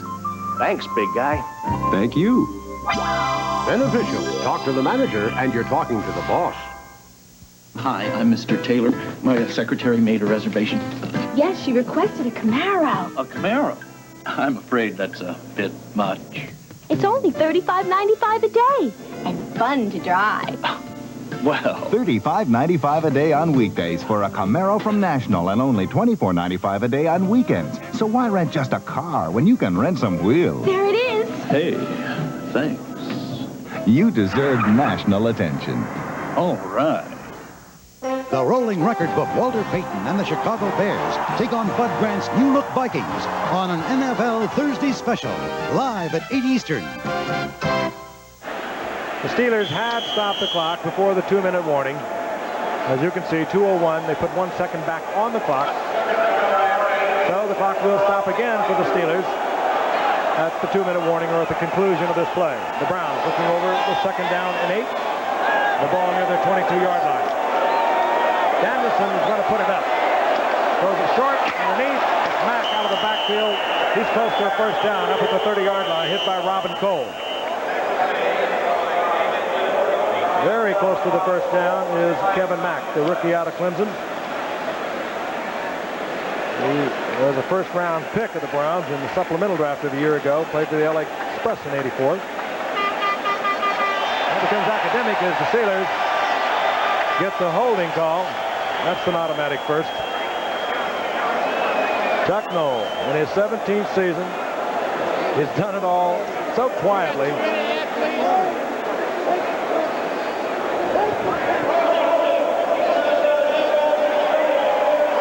Marty Schottenheimer looking on as Gary Danielson saying, let's take the yardage on the run. That's first down yardage. You got them all. Timeout is called. The Cleveland Browns as we go to the 2-minute warning. And Gary Danielson comes over to see Marty Schottenheimer. We'll get a chance to look at the Rams. Yesterday, first quarter action. This is Henry Ellard. And he is unbelievable. He's one of the best I've ever seen at this. He had a little bit of a wall, but he broke it back inside, goes 80 yards to make it the Rams 7, the Eagles to nothing. And of course, we'll watch Ellard next Monday night against the Seattle Seahawks, both the Rams and the Seahawks, with tremendous starts on the season. And Charlie White had his first 100-yard rushing day yesterday. Former Cleveland Brown, traded to the Los Angeles Rams. He went for 144 yards yesterday, O.J. Oh, I'm happy for Charles, and now you see why every back in the league would like to run in John Robinson's I formation. Of course, Eric Dickerson is back. We'll see Eric next Monday night up in Seattle. Rams going on to defeat Philadelphia 17-6. The Rams 2-0. Seattle is 2-0. Steelers have been held scoreless in the first half only once in the last 24 regular season games. Well, you can say that about a lot of football teams. Miami did it last year. Talking about Dickerson returning to the Rams and Charles White, what do you say about Kurt Warner coming back from a bad knee injury? Well, don't you love to see that? 160-something yards yesterday. Boy, we'll see some runners. See, my kind of game, Joe. We're going to take a look at halftime at some of the great games that were played by quarterbacks yesterday. Dan Fouts, I wonder, he must be wondering, what do I have to do to win? He threw for 4 touchdowns, 440 yards, loses to Dave Craig in Seattle. Craig throws for 5 touchdowns.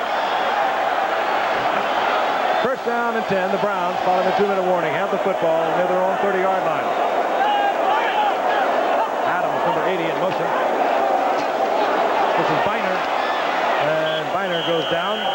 Holding on is Brian Hinkle. Cleveland has held Pittsburgh to 4 first downs here in the first half. Now the Steelers will use another timeout. They are down to 1. Danielson will go over once again and talk with Marty Schottenheimer. To remind you, on ABC Sunday afternoon baseball, you're going to see playoff contenders in the National League East as Pittsburgh battles the New York Mets, or Montreal takes on St. Louis. Plus, we're going to keep you up to date on the latest happenings around both leagues, so check your listing for the game and the time in your area. That's this Sunday here on ABC Sports as the pennant races are winding down. And don't forget, Thursday night, special time, 8 o'clock. We'll be at the Metrodome in Minneapolis watching Bud Grant's Minnesota Vikings take on the Chicago Bears. And I remember we went up there last year. Remember O.J. right after Minnesota had played the Bears, and You talk about walking wounded. You need a fife and drum to get them out there for the kickoff. I mean, they were really banged up by the Bears. But this could be an entirely different story. Tommy Kramer is back. He's healthy. Once again, the Bears and the Vikes. Special time Thursday night, 8 o'clock. 2nd and 10, the Cleveland Browns. Steelers down to 1 timeout. That's the time remaining in the first half, and the Browns lead 7-0. Kevin Mack. Mack with good running. He gets another first down for the Browns, and I think you'll see the Steelers forego calling their final timeout. Well, the reason that play had worked, Brian Hinkle, the linebacker, number 53, was lined up all the way outside of the wide receiver. And so once Mack broke through the line, there wasn't an outside linebacker to give defensive support. As a matter of fact, the Browns say, hey, we got a chance to put some more points up there. They used one of their timeouts, so they're down to 2. That's Bernie Kosar. He has his back to you. And what does he learn by sitting around and watching, Joe? Well, he's learning certainly about what plays they're talking about calling in this kind of a situation, what philosophy. I'm sure Marty Schottenheimer, the coach, would like to move the ball down the field and get a score, but he's telling Danielson to be very careful. Bernie Kosar, when you're in a game sometime like this, we want you to move the ball, but do not turn the ball over at this stage. Don't take any chances. Well, that last play they ran was sort of a draw play, but it proves one thing, that if you're a good play-action running team, that sometimes the play-action will improve the running game. Because the halfbacks think, the defensive backs will think you're not trying to run the ball, and you give it to a guy, and he gets some room to run. You're going to hear Kosar talking with Joe Namath at halftime. Right now, the Browns are looking for more points. 1st and 10. The ball at their own 43-yard line. Mack, another big opening, and all of a sudden the Browns are finding those gaping holes in the middle of that Steeler defense. Keep in mind, it's missing Gary Dunn, the nose tackle that the Steelers feel is one of the best in the league. He was unable to go tonight. They expect him back in a couple of weeks. He had arthroscopic surgery about 10 days ago. But Mack got 8 out of that. 2nd down and 2. There's still more than a minute remaining here in the first half. And the Browns have 2 timeouts. That's Ozzie Newsome. Mack again. Flag is down. What kind of flag you get when there's holding. Brian Hinkle made the stop on Mack. So things will slow down dramatically now for the Browns. They'll be backed up. 61 offense, holding, 10-yard penalty, will replay the 2nd down. Mike Babb holding for the Cleveland Browns, and they are backed up to their 41-yard line. 57 seconds remaining in the first half. The Browns on top, 7-0. Hard-hitting football game. Bitter AFC Central Division rivals. Both playing extra conservative, I would say. We have not seen the Steelers go for the big one. Sure, we'll see it in the second half with Louis Lipps and John Stallworth on the outside. Eventually, you've got to get to it. Danielson, 2nd down and 12. Screen underneath. This is Kevin Mack. And Mack over the 45 of the Browns to the 47. Gets some of it back. It'll be 3rd down and 6. Brian Hinkle again defensively. That's the time remaining in the first half. It ticks away, and the Cleveland Browns still have 2 timeouts, and they want to use one. They're down to 1, and Gary Danielson will move over to the sideline once again. Last year, Cleveland, as I mentioned, were ahead 7 times going into the 4th quarter, and they lost 5 games. You have to think that maybe they're starting to wonder around here, do we really want to be ahead at halftime?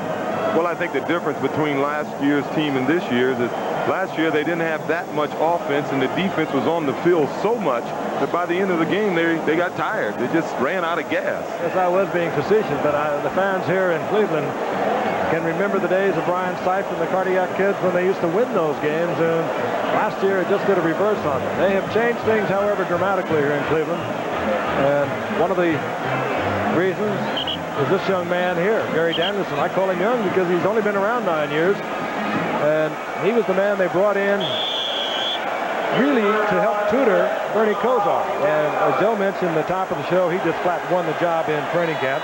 He had a good game against St. Louis in a losing overtime loss. 17 of 25, 68%, a couple of touchdowns, 202 yards, not good enough. 3rd and 6. Danielson chased out of the pocket again. Gets it upfield. Nell out of bounds. We will see the punting unit come out for Cleveland with 28 seconds remaining here in the first half. I think you can expect Pittsburgh to go after this punt, Joe. Yeah, I would think so. They only have one timeout left. That's not going to be enough to move the ball the length of the field. So, well, Pittsburgh, I mean, Cleveland is smart. They're lining up fast and not giving Pittsburgh the time to get their pass rush together. That's Gossett. This is Louis Lipp.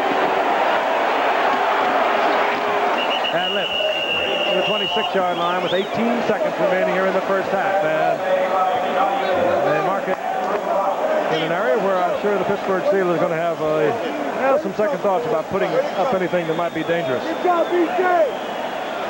Ball at the 27-yard line. First and 10, the Steelers. Steelers with one timeout. Well, I like that, Frank. You said putting anything up that might be dangerous. I don't see anything wrong with throwing maybe a 50-yard go pattern to one side or the other. There's nothing to lose and a lot to gain. Just don't get it picked off down close. Well, 50 yards downfield, that's right. That's not going to hurt anything. Louis Lipp to the right, Pollard left.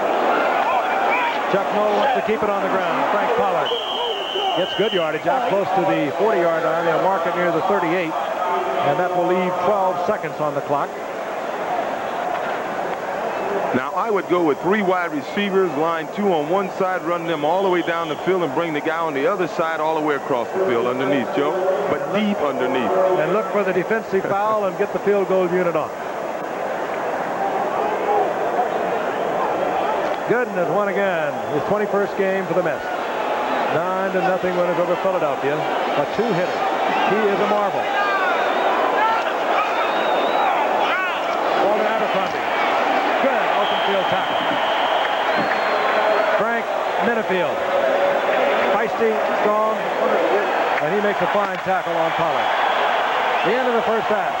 Hard-hitting game. 80,000 fans love it. We'll be back with our halftime activities in just a moment. Stay with us. Meet Detectives McCarran and Rado when they hit the wildest beat in town. Premiering Saturday at 8, 7 Central.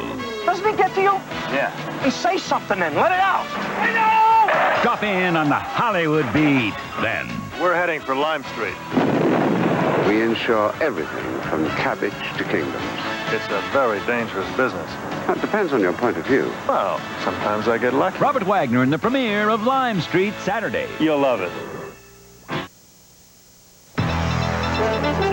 From Channel 4, WTAE-TV, this is an Action News Brief. Brought to you by Pittsburgh National Bank. Good evening, I'm Sally Wiggin. These are just some of the stories we're working on for Action News. There were some tense moments just south of Morgantown, West Virginia tonight as a Union Carbide truck carrying deadly methyl isocyanate out of its Institute plant is pulled over by the company because the trailer had cracks in it. Tammy Lynn Giles, the babysitter accused of kidnapping little Michael Fitzgibbon, will be extradited to Maryland tomorrow. Michael is safe at home tonight. The prosecution rests its celebrated case against Curtis Strong, and the teacher strikes continue to spread, but it's not for lack of trying. There were more talks tonight. And things are warming up. Summer returns to Pittsburgh. We're going to see 80 degrees again. Sounds good. All the day's news, weather, and sports tonight, right after the football game.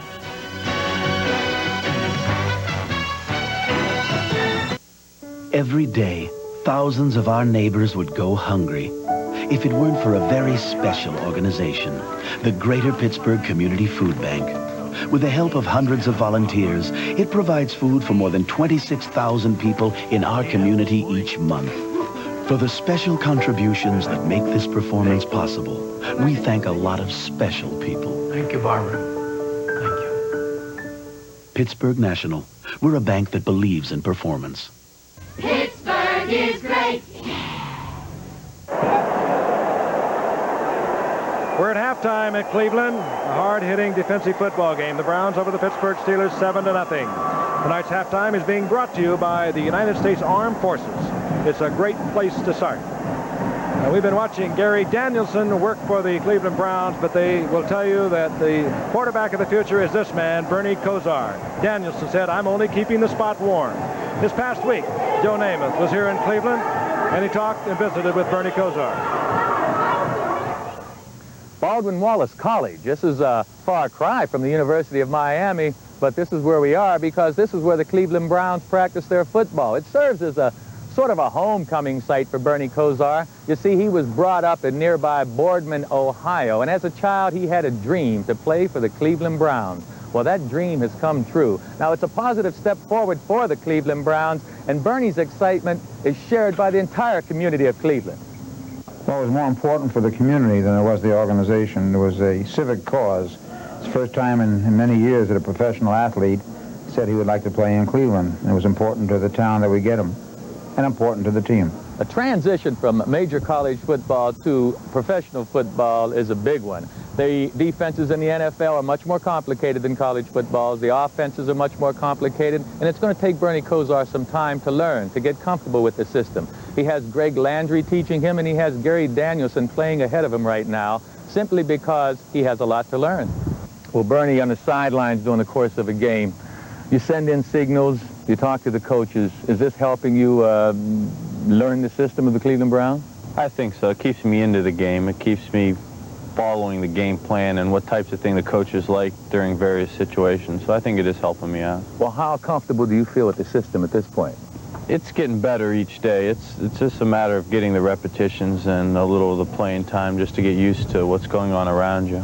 As the season got underway last week, one can only imagine how difficult it must have been for Bernie to stand on the sidelines and watch. You see, he's not accustomed to being a second-string quarterback, and patience is a major key. Well, we feel that the Cleveland Browns are in a position right now of strength at quarterback. And Gary Danielson, who we acquired in the offseason, has performed very, very well. And I feel that right now Gary is more prepared to play than Bernie. There's no question that Bernie is going to be the quarterback of the future for the Browns. I want to be successful, obviously. I think the key to being a quarterback isn't really involved in the statistics and all that stuff. It's more wins and losses, and I think the key for myself is once I do start playing to win. We're not a company, but no company has more pride in what they do, or more pride in how well they do it. We offer you a meaningful and fulfilling future, one that goes far beyond the ordinary, one that brings with it the respect and admiration of Americans everywhere. We're not a company, we're your country. We're the Air Force, the Marines, the Army, the Navy. We're the Armed Forces. It's a great place to start. Two men bound together by a childhood friendship, torn apart by the systems they choose to obey. Patrick? Dancing? No, Vincent, like in the old days? These are not the old days. Dancing, you're gonna lose this time. How many times have I been hearing what you're gonna do to me? I'm gonna put your son in jail, and then I'm gonna put you in jail. Our Family Honor premieres tomorrow night at 9, 8 Central on ABC. Well, there may be a lot of great days in store for Bernie Kosar in the future, but I'll tell you, around the National Football League yesterday, there were some quarterbacks that had a great day. First of all, Dan Marino got it back together again, didn't he, Joe? Well, he sure did, and he did it in good style, too. Dan, of course, was rusty last week against Houston, so Coach Schuller made him wear pads this week in practice when the other players didn't have to wear pads, and I think his timing improved because of it. He had just an absolutely superb day. I mean, that was kind of an ordinary day a year ago, but coming off the action in Houston, he really was a lot different than we saw against Houston a week ago. Here he is, looking downfield. Who is it? Mark Clayton. Say, these little guys can make you look awfully good, too, can't they? Oh, they do a wonderful Clayton job. They sure do. And I must admit that Dan's pass protection is one of the best pass protection lines in the league. Nat Moore. Nat's still doing a good job. Understand that Mark Duper is going to be out for about 6 or 8 weeks. We look at John Elway, who had one of his best days, his best day of his professional career, all highs, 353 yards, 4 touchdowns, 28 of 43. Just an incredible day for John Elway. And Butch Johnson, what he does best, gets in that secondary, gets open and scores a touchdown. I'd like to see him do a little dance. But let's remember, as good as John is getting, he was playing against the Saints, which on defense are the Aints right now. About Dave Craig. Now, cosmetically, he doesn't look like the Dan Marinos. He doesn't look like the Dan Fouts. He just gets it done. He had a tremendous day yesterday. 5 touchdown passes. 5 touchdown passes.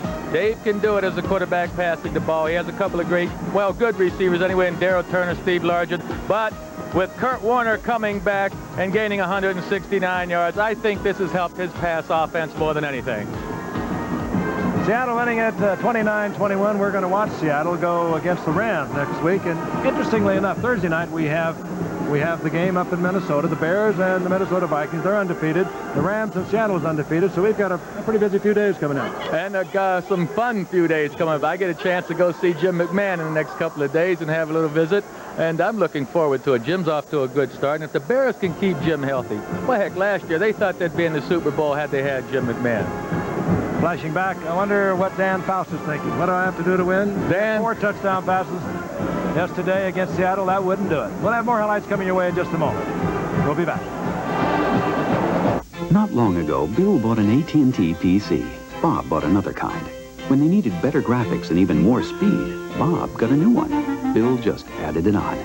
When they needed multitasking, Bob got another new one. Bill just added it on. Because with the AT&T PC, Bill could add on new features as his needs changed. So when Bob couldn't keep up with his business, Bill just added it on. AT&T, the computers with the future built in. From AT&T, the right choice. Tomorrow, following the presidential news conference, Tony and Angela fight it out to discover who's really the boss. You'll love it! From stripe-torn Northern Ireland, a champion has emerged. On June 8th of this year, young Barry McGuigan faced his greatest challenge, the WBA World Featherweight Championship. His opponent, the longest reigning current champion, Eusebio Pedrosa. McGuigan, relentless in his attack, became not only the new champion, but also a unifying symbol for his native land. Now his first title defense as he faces the #1 contender, undefeated Bernard Taylor, live on a special ABC's Wide World of Sports, September 28th. The Chicago Bears were home at Soldier Field in Chicago for the New England Patriots yesterday. Let's pick up the action in the first series. Jim McMahon, the quarterback for the Bears, number 9, looking downfield to the often injured Dennis McKinnon, number 85. McKinnon is open, touchdown Bears. Chicago goes out on top 7-0. In the third quarter, with Chicago leading 10-0, is Jim McMahon once again. This time, he looks to his left for world-class speedster Willie Gault. Gault is there, having beat his defender. A 43-yard pickup to set up yet another Chicago touchdown. The Bears on top 17-0. But it was also a day for the Bears defense, headed by middle linebacker Mike Singletary. Eason of the Patriots is back. He's pressured. And there is Singletary with the interception. Mike also had 3 of the Bears' 6 sacks as the Bears beat New England 20-7 to remain undefeated. Meanwhile, Minnesota was in Tampa yesterday. Second quarter action, Minnesota leading Tampa Bay 10-3. Tampa Bay quarterback Steve DeBerg is back. He's looking for Jimmy Giles. The ball is tipped, however, and intercepted by number 47, Joey Browner. Browner taking the ball 15 yards for the touchdown to put Minnesota on top 17-3. Then in the fourth quarter, with Minnesota leading 24-16, Tommy Kramer back.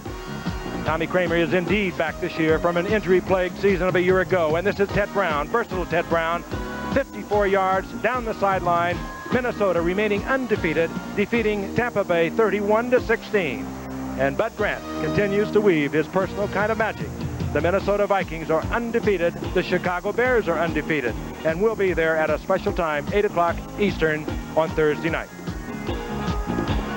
Thursday night, we get to watch Walter Payton. That's worth the trip for me. Yeah, for me, too. You know, Walter broke the all-time NFL single-game rushing record against this Minnesota team. Of course, Walter had a little injury this past week, but they said shouldn't hold him out of this week's game. And Minnesota's back, Frank. I mean, it used to be a great rivalry. I mentioned earlier, we were up there a year ago, right after the Bears had come in and just about wiped out the entire Minnesota Viking team. And I think I've never seen a team quite that low. And, of course, they played good football that night. But this is a different football team. A lot of the same personnel, but they have Ted Brown healthy again. They have Tommy Kramer healthy, and that makes a total difference for them. Well, I think Bud Grant is the big difference. Bud Grant is the guy that he's celebrated for his sense of humor. He has the team loose this year. They seem to be enjoying playing with one another, and I think that may be the big difference, a group of guys who are having fun.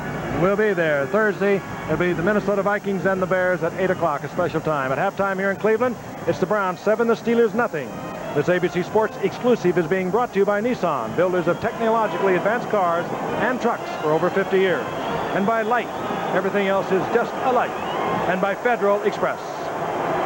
Both teams coming back out onto the field, and we'll be back in Cleveland for second half action, the Browns and the Steelers, in just a few moments.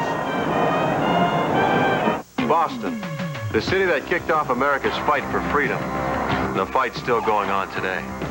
That's where I come in. My mother told me never to play with guns, so I don't play. My name is Spencer. You picked the wrong graveyard, punk. John Hancock is buried here. Paul Revere, you don't fit. From the series of best-selling suspense novels by Robert B. Parker, Robert Urich is Spencer for Hire, premiering Friday at 9, 8 Central.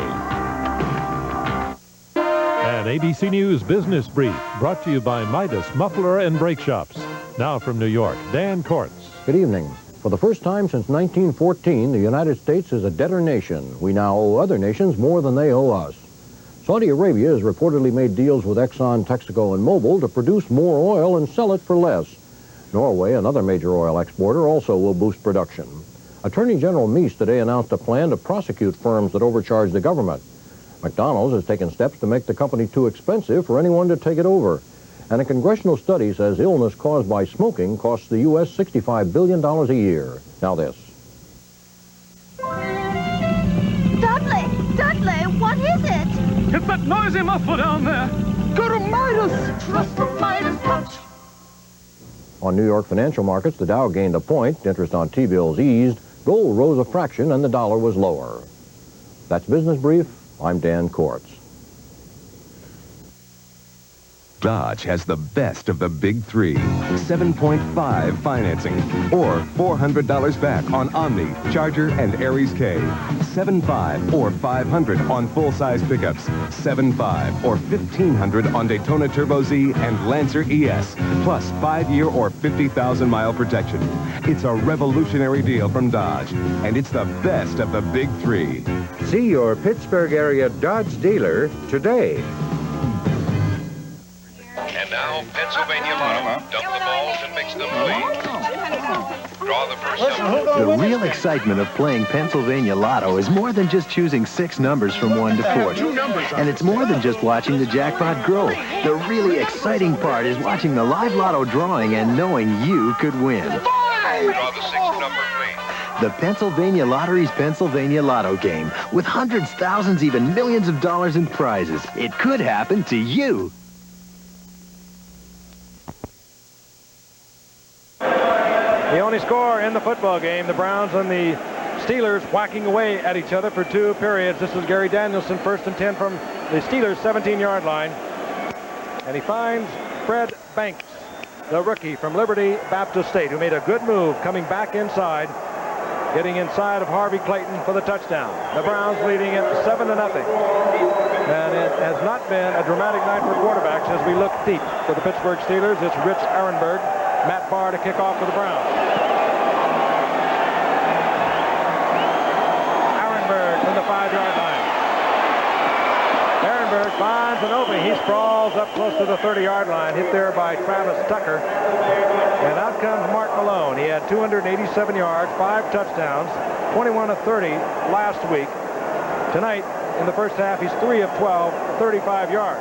His counterpart, Gary Danielson, 12 of 21, 136 yards, 1 touchdown, and 1 interception. It has been a typical Steeler-Browns game. They always seem to play it close. They have dramatic finishes. 2 teams in the AFC Central Division. Steelers won their opener. They are 1-0. The Browns lost to the Cards in overtime. They are 0-1. On first down, Malone tries to strong arm it to John Stallworth. John Stallworth being covered by Hanford Dixon, incomplete. It'll be 2nd and 10. First quarter numbers, again, not dramatic. It was a very closely played game by both teams. And we resolve to the halftime stats in Cleveland with 114 passing yards, 181 total over the Steelers' 87. And, of course, the 1 touchdown pass, Gary Danielson to Fred Banks. Mark Malone, 2nd down and 10. He'll put it up again. Good protection for Malone. And John Stallworth. No, he does not get it down. He had it for a moment. He bobbled the ball, had to get control of it, and he could not get the other foot down. Let's take a look at it. Great effort by Stallworth even to come down with it. Well, Malone seemed to have one receiver on his mind. Stallworth was open. It's a pass John should have caught, but he had Nelson coming across the middle. Number 81, his tight end, wide open, but he's looking for John all night. Hey, that was some out he threw, wasn't it, Joe? Oh, it was on the money. It was on the money. Should have been a completion. We're 3rd down and 10. Tough pass to throw. Malone really had some smoke on it.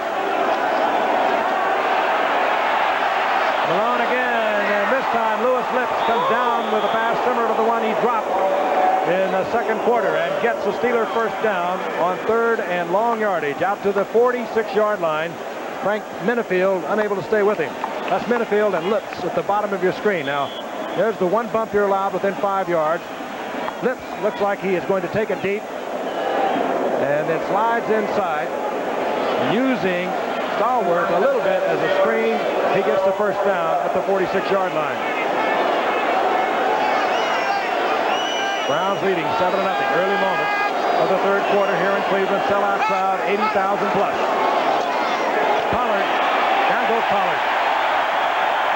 Good defensive play. Curtis Weathers filling in for an injured Clay Matthews was there.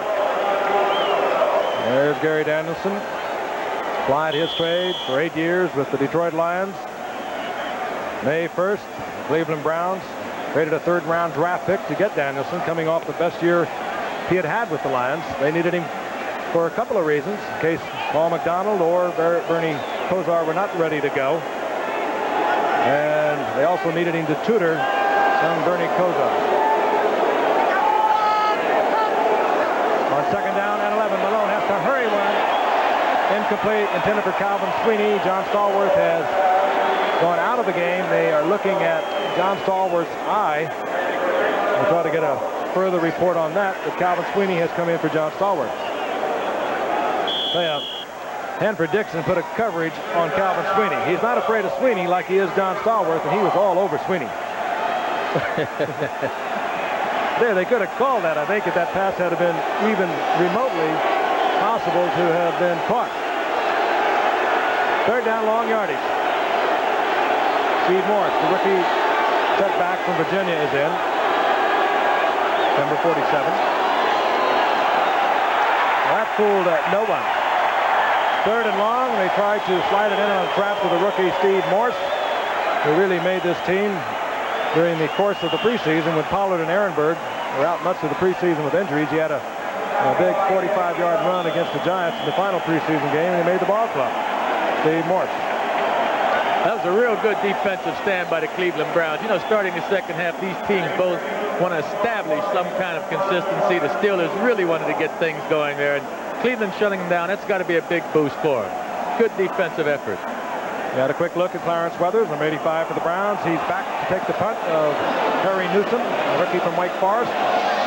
Newsom with a good effort. Well inside the 15-yard line. They'll mark it at the 13-yard line, so Harry Newsom has been flirting with it throughout the first half. He catches it here with 12:32 remaining in the 3rd quarter, and the Browns will start deep in their own territory. We're looking forward to that one, but we have a good one here. John Stallworth will be back. He does wear contact lenses, and it could have been a problem with one of the lenses. The Browns, 1st down and 10, the ball at their own 13-yard line. First possession here in the second half. Danielson has it batted away. Big number 92, Keith Gary, was in the way, working against Paul Farron. They allowed the penetration. You can't do that on a pass you're trying to get out into the flat.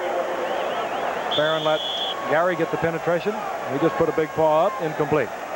And that was important, too, because the Browns had a good screen pass situation set up out there. They had 3 offensive linemen to the outside, and I was trying to get there, Ernest Biner. 2nd down and 10. Fred Banks, the rookie, with the touchdown. The only scorer of the game is split to the left, the rookie from Delaware State. Biner, who's run well throughout this game. He has been the best offensive weapon for the Browns. He rambles for 8. It'll be 3rd down and 2. We'll pause 5 seconds and allow our stations and friends along the line identify themselves. Action News tonight at 11. Hard-hitting football game. If you like your defense, you found it here in Cleveland Stadium with 80,000 looking on. The Cleveland Browns leading the Steelers 7-0. Both in the AFC Central Division. Bitter rivals. They have been playing for 35 years. They are also close in the overall record. On 3rd and 2, Danielson drops to Cleveland, and wide open is Harry Holt.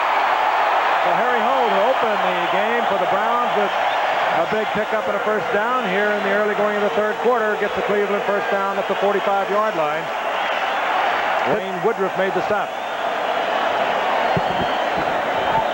Look at it again from the end zone. Harry Holt has been playing most of the game tonight, along with Ozzie Newsome. When you're doubling up to stop Ozzie Newsome, as most teams do, you come back to Harry Holt, who is a terrific receiver up at BC in the Canadian Football League for 5 years before he came back to perform here for the Browns 3 years ago. First and 10, Cleveland at their 45-yard line. Play action by Danielson. Trying to get it deep. Nothing doing deep. Fred Banks went on a fly pattern. Fooled absolutely no one, particularly not number 21, Eric Williams. They really are hammering Ozzie, aren't they? Yeah, that's Ozzie trying to come off the ball. It's unusual. A guy like Merriweather, he's only 6'2", 215 pounds. Normally, he would not be playing your strong side linebacker, but he has that upper body strength, and he's able to play those big guys. Yeah, Ozzie Newsome, if he were the prime pass receiver on that, it would have been a different Ozzie Newsome. He battles off that line of scrimmage as good as any tight ends ever played the game. Second down and 7. Kevin Mack is a single setback, the rookie from Clemson, number 34. Browns at their own 48-yard line. Mack. Browns have worked well inside. This time, however, Mack is held for about a 3-yard pickup. It'll bring up 3rd down and a long 3. Well, it's a running game that has opened everything up for Cleveland here tonight on that big 3rd down pass to Holt. They did a little play action pass. Pittsburgh expected them to run the ball, and normally you'd block it, your tight end is blocking. Miner comes in, Mack goes out. 3rd down, a long 3 situation. Fred Banks is split to the left. Adams up at the top of your screen. Newsome and Holt are in there also. Blitz is on, and Danielson really got whacked. Boy, if he gets up, I'll tell you, he was hit by David Little, a tremendous shot. He was able to get it off in the general area of Fred Banks, and Danielson, I'm quite sure, is just gritting his teeth because he was really hit by David Little. Left side of your screen, number 50. And Joe, when you have just released the ball, you're most vulnerable. Oh, certainly in that rib cage area, too. That's why these black jackets and rib pads have become so prominent in the NFL. That's Jeff Gossett punting for Cleveland. Louis Lips took the ball, but had his right foot out of bounds. So Gossett will get credit to the 15-yard line for a net average. So the Steelers, still down by 7, will have possession. The ball near their own 15-yard line. The world is divided in half. Some can go to the net, some can't. There are good backhands and bad ones. And most important to Bick, some guys have normal skin while others have more sensitive skin. So Bick made the new Bick Orange. It shaves sensitive skin gently and closely. So for normal skin like mine, the original Bick White Shaver. And for sensitive skin, the new Bic Orange. Oh, by the way, some people love John McEnroe, and some people, Nissan is no stranger to racing or to winning. This is our newest bolt of lightning, the Nissan GTP ZX Turbo. Inspired by the revolutionary Z-Car engine, this dynamo has 2 missions: to prove technology on the track that'll someday affect every Nissan we put on the road, and to take on the best and win. In both cases, we expect to do just fine. The name is Nissan. For over 50 years, there's been a unique insurance corporation. A corporation that insures only one thing: your money. But what makes it even more special is that it has the full faith and credit of the United States government behind it. The Federal Savings and Loan Insurance Corporation. Your money is safe, not just because it's insured, but because of who insures it. Mark Malone set to go. The Steelers 1st and 10 near their own 15-yard line. 9:57 remaining in the third quarter. For those of you who might be interested, Ron Springs, who was the starting fullback for the Cowboys up until 4 games from the end of last season for 3 years, has been signed to a 1-year contract by Tampa Bay, and Mark Duper, with a hairline fracture of the tibia of the Miami Dolphins, is out anywhere from 8 to 10 weeks. 1st and 10 Steelers. Abercrombie in motion number 34, and this is Frank Pollard.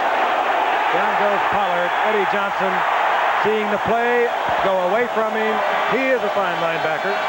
Nobody cut him off. He just pursued and caught Frank Pollard. But, you know, Curtis Weathers did a good job of having the outside contained. Pollard had nowhere to go outside, and Eddie Johnson just caught him from the backside. It was good defense by Weathers and Johnson.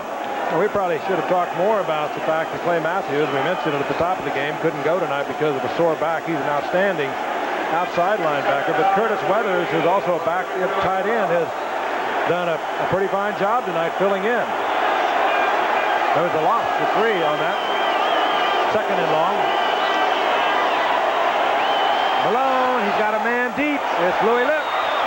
And a good recovery by Frank Minifield. Lips had him for a moment and forced Malone to throw it over the outstretched fingers of Louis Lips with his recovery. It was a drive to the inside on the part of Louis Lips, and a good recovery by Minifield. Well, he turned around for a moment. He had him turn around. He had him beat by about 2 steps, but Minifield showed that he has a lot of extra speed because he closed the ground on Louis Lips, and no way he can catch the ball. Malone, what a difference a day makes. He was 21 of 30 last week. He's 4 of 17 tonight, 51 yards. He had nearly 300 last week against the Colts. 3rd down, 13. A lot of time, just good coverage. Luigi Thompson, the intended receiver, and the entire Brown secondary closed on Thompson. And Malone, who had a lot of time, had to hold it, try to squeeze it in there, and couldn't do so. Well, that time the Browns uncharacteristically played a combination zone defense back there, and Malone just couldn't find an open receiver. The Browns were all over the place in the secondary. Procedure call against the Steelers naturally declined. Harry Newsom comes out to do the punting for the Steelers, and Clarence Weathers dropped, and the Browns should have good field position.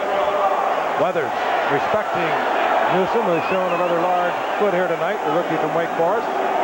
Weathers has dropped to the Browns' 45-yard line. Browns looking to block it. Off the side of his foot as Newsom hurries it. It does take a Steeler bounce and will carry inside the 40-yard line. Not a very good kick, but it took a solid Steeler bounce, and the Cleveland Browns will have possession at their own 39-yard line when we come back to Cleveland. At a sticker price of $59.99, this Nissan lists for $1 more than our leading competitor's standard truck. But look what you get for your buck. A bigger engine, bigger payload, a 5-speed, steel-belted radials, welded double-wall bed, all for $59.99. Nissan, it's a lot more truck for $1. But hurry, time's running out to save lots of bucks. 8.8% financing ends October 2nd. The name is Nissan. This fall, millions of people will change their antifreeze, but not their radiator hoses. It's an easy mistake to make, because hoses can look good outside even when they're wearing out inside. So put in Quality Gates hoses the next time you change antifreeze. Because if your hoses go, your car won't.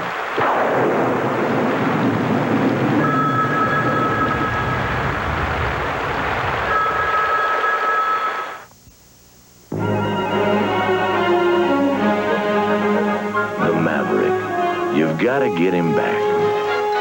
And when you've got him, you head for the mountains. Busch. Head for the beer that goes down smooth as a mountain stream. Busch. Brewed the natural way for a taste as smooth as its name. Busch. Head for Busch beer. Head for the mountains. Sunday, it's television's biggest night, the 37th Annual Emmy Awards on ABC.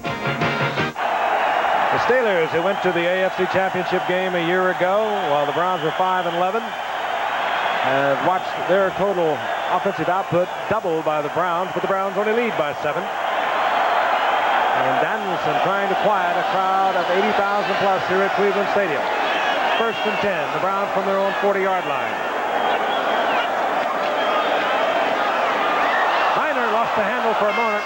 He came back to get it, and he'll lose 3 back to the 37-yard line as the Steelers, well, they just can't get anything happening offensively. They're not hurting themselves, however, and they're staying close, O.J. Well, the big reason is we hear so much about these Browns linebackers. They have taken Pittsburgh's running back and their tight ends out of the passing game completely just by being better athletes. And, of course, the Steelers really do not have an offensive tight end. Certainly not the caliber of an Ozzie Newsome. Few people do, but with Benny Cunningham on the IR, they've got a Nelson in there who has only 2 receptions in his 2-year career. And the 2nd and 14, the draw play to Kevin Mack, big opening. And Mack appended on a good open field tackle by Donnie Shell. Gets some of it back out to the 43-yard line. It'll bring up a 3rd down and 7. Well, it's a draw play. Once again, this draw play is set up by all those play actions. The linebackers, look at the size of this hole. That's because the linebackers of Pittsburgh are not going to be fooled and thinking it's a play action. They want to cover the pass, and these holes will begin to open for you. At the 44-yard line, 3rd down and 7. Browns were last in the playoffs. Back in the strike season, they went to the playoffs with a 4-5 record. Prior to that, they had not been in the playoffs since 1972. Pressure coming from Gary against Danielson. And now, Edmund Nelson.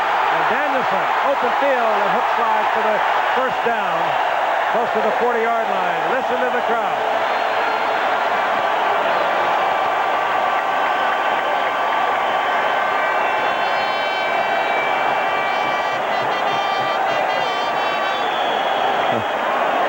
Gary Danielson, he was all over the field. Keith Gary looked like he had zeroed in on him, number 92, and then Edmund Nelson, number 64, just couldn't catch him from behind. And I guess you could say that Gary Danielson has had a lot of practice over the past few years up at Detroit. Scrambled well tonight. The Browns, 1st and 10, inside the 43-yard line of the Steelers.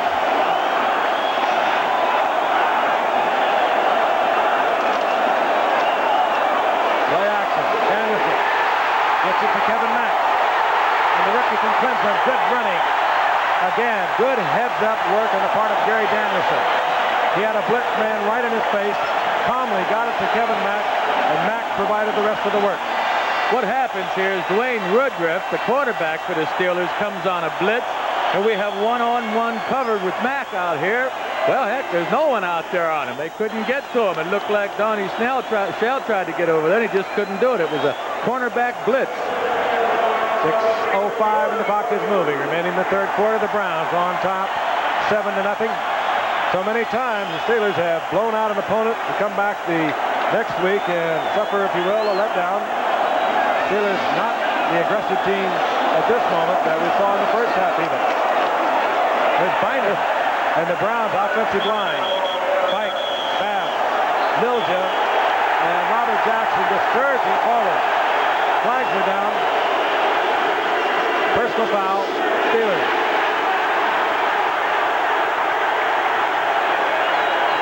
Chuck Noll likes disciplined football. Past year, he went on the competition committee of the NFL. He does not like to see what happened there a moment ago. Automatic 1st down. Browns inside the 10-yard line. Personal foul, Steelers. What you're watching now is simply muscle football by Cleveland. If you look at their offensive line next to the Washington Redskins, they have to be the biggest line in football, and they're just taking the man in front of them and blowing them out of there on 1st down. I think Pittsburgh also is getting frustrated at this point, and that frustration possibly was the reason that they got this personal foul. Pike, 280 at right guard. Babb at center, 270. Milja, 270. Jackson, 260. That's the offensive line that's doing the work in the middle for the Browns. On 1st down, Biner to the 5-yard line. Johnny Davis, they bring him in there. The big youngster from Alabama, number 38. He doesn't carry the football much. But what a fine blocker he's been over the years, primarily for Mike Pruitt in past years. Now he's providing the same kind of effort for Biner on this drive. Well, they're running over 69 Dan Fike at 280 and Cody Reeson at 280. They're just blowing them out over there. The two backs. That's Johnny Davis up front, number 38. Biner is in the tailback spot. Watch him work. Davis got a block. Biner looked to the inside, down to about the 2-yard line. This is just power football. And Biner has been running like this all night if you have not been with us. 10th round pick a year ago from East Carolina. Would have led the AFC in rushing average a year ago at 5'9" if he'd had enough attempts. It takes 100 attempts to qualify. The guy who had those 100 attempts and averaged 6 yards was Hokie Guyjon of New Orleans. Biner only had 72 attempts. Third down, goal to go. Timeout called by Cleveland. Gary Danielson looked over the goal line defense, did not like it. Leading 7-0, precarious lead at this point. He didn't want to mess it up. He used the timeout. Are you as happy with your car as these Nissan Sentra owners? The Sentra drives super. It is the easiest shifting car I've had yet. It's absolutely wonderful. It feels great going around the corners, and it really hugs the road. You have the comfort of a large car, all put into a small, compact car. Sentra, America's most popular import. Have you ever driven a Sentra yourself? Well, you must, because believe me, once you do, you're going to be sold also. The name is Nissan. John Houseman for Smith Barney. When it comes to personal service, today's Gulliver-sized firms are often tied in knots. They make their customers feel like Lilliputians. Smith Barney is managed on a human scale. Big enough to offer an array of investment services, not too big to treat clients as individuals. Smith Barney, they make money the old-fashioned way. They earn it. When the big Q flows, America goes. Still beautiful, Dad. Took your brother through college, take you wherever you want to go. On Quaker State. Right. Smooth oil flow is what you want. Protects the engine. See, Quaker State starts with Pennsylvania-grade crude, delivers stable viscosity. You get great protection with the big Q. Hey, how come you know so much? From listening to you. Quaker State. The big Q stands for quality. Always has, always will. Coming off their big victory over Notre Dame, Michigan tangles with highly ranked South Carolina Saturday on CFA College Football. 3:46 remaining in the third quarter from Cleveland Stadium. The Browns leading 7-0. Have a third down and goal to go. They're near the 1-yard line of the Steelers. Biner follows Davis. No. Held short. They stopped the clock to untangle the players. It'll be fourth down. And Matt Barr is already coming out onto the field. Matt Barr, rather. Good play by Merriweather, number 57, getting in there. Just slowing Biner enough to get help from the inside to keep Biner out of the end zone. And out comes Matt Barr. And the fans are booing. They would rather see him go for a touchdown. But the way their defense is playing, doesn't look like Pittsburgh can get 2 scores on the board. An 18-yard attempt, chip shot for Matt Barr, who has a string of 13 going at the moment. And now the Browns are assured that the Pittsburgh Steelers will have to score twice to take the lead or tie. 18-yard field goal, Matt Barr.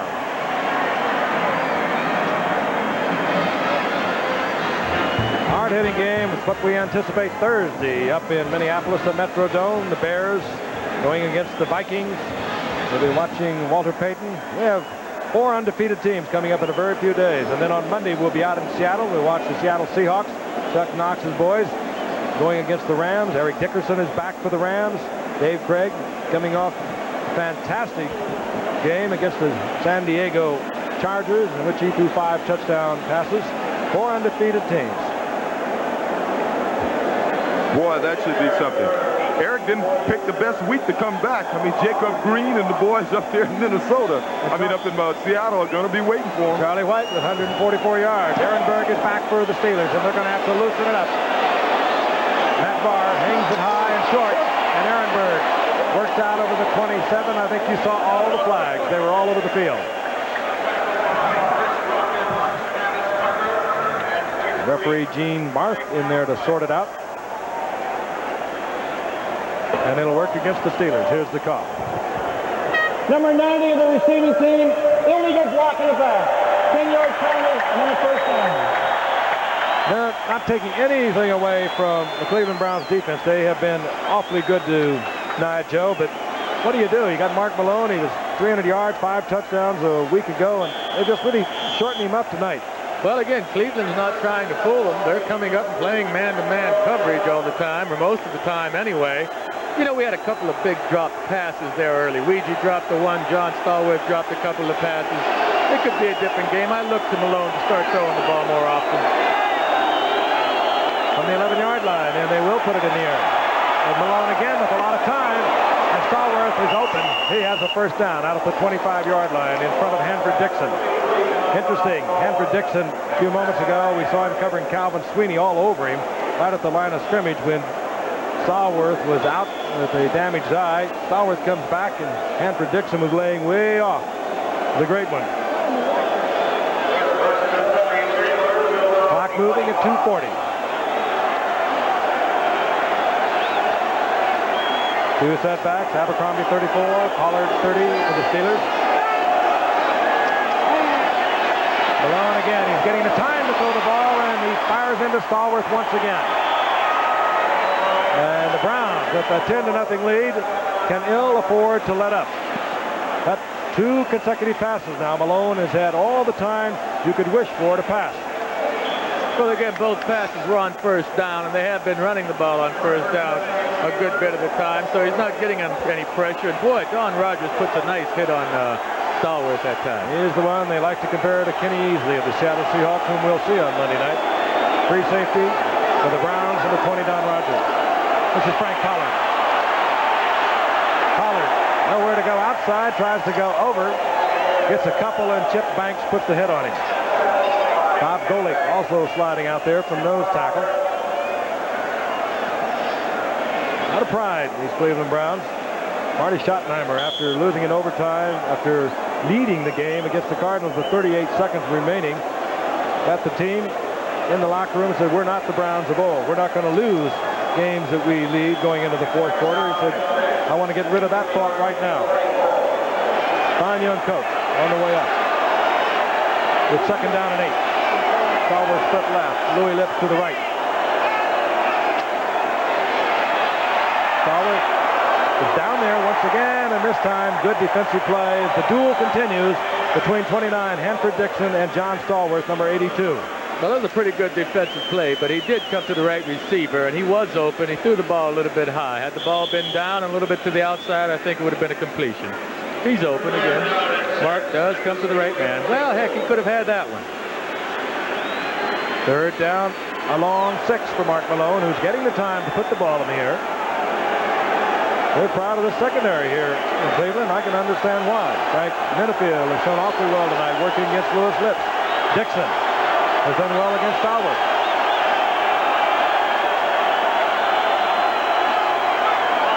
Movement, flags are down. Malone tried to get it to Ehrenberg. It's incomplete. But again, the flags were down, and there appeared to be movement on the part of the Cleveland Browns. 72 defense, offside, 5-yard penalty, will receive 3rd down. Pizzoli offside for the Browns. That'll give Pittsburgh another shot. I mentioned earlier that Hanford Dixon laid the label dogs of the defense on the Cleveland Browns secondary. There they are with their particular pooches. I don't see any golden retrievers in there like Charlie. 3rd down and 1. Charlie's my goal. Charlie, I know. If I mention him, he sits up, rolls over, puts his ears up. That's Charlie. Offside penalty. The Steelers have a 3rd, and it's a long one, and they'll put it in the air. Ehrenberg is out there. and he gets the first down. Ehrenberg has moved into Cleveland Brown territory. We're inside. 1 minute remaining here in the third quarter. Pittsburgh starting to make a move. They trail 10-0. Ehrenberg really turned into a fine player. He had possession, rolled over on it, covered it very quickly. But they got him a year ago, and he was a 9th-round pick after having broken the records with Marv Hubbard and Mark Van Egan at Colgate. He turned into being Mr. Everything for the Steelers. And he gets the first down. 47-yard line of the Browns. Malone again back. Through the hands of Darren Nelson. A little too much on that to be handled. It'll be 2nd and 10. I'm a little surprised that Rich Ehrenberg isn't in the game more often now. We know Pittsburgh must throw the football, and Ehrenberg is probably their most disciplined pass route runner out of the backfield. He is a good one. Well, of course, we mentioned earlier that Malone with nearly 300 yards last week, 5 touchdowns, is not having one of the better nights. He's getting a little more time here in the third quarter. He had a lot of pressure on him in the first half, but more than it being Malone's fault, the Cleveland defense has been superb. Screen. And Pollard with a good move. They had read the screen, but Pollard was able to shake off the tackle, and he'll get a Steeler first down close to the 35-yard line.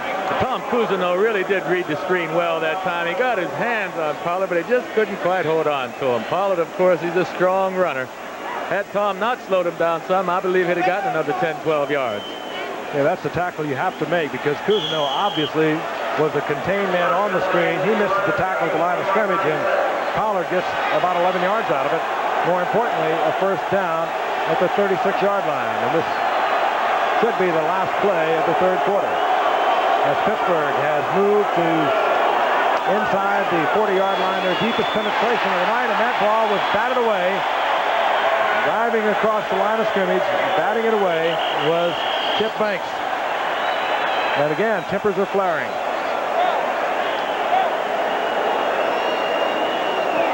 Well, with the quick end completion, they still have 2 seconds remaining in the third quarter, and the Steelers with a 2nd down and 10.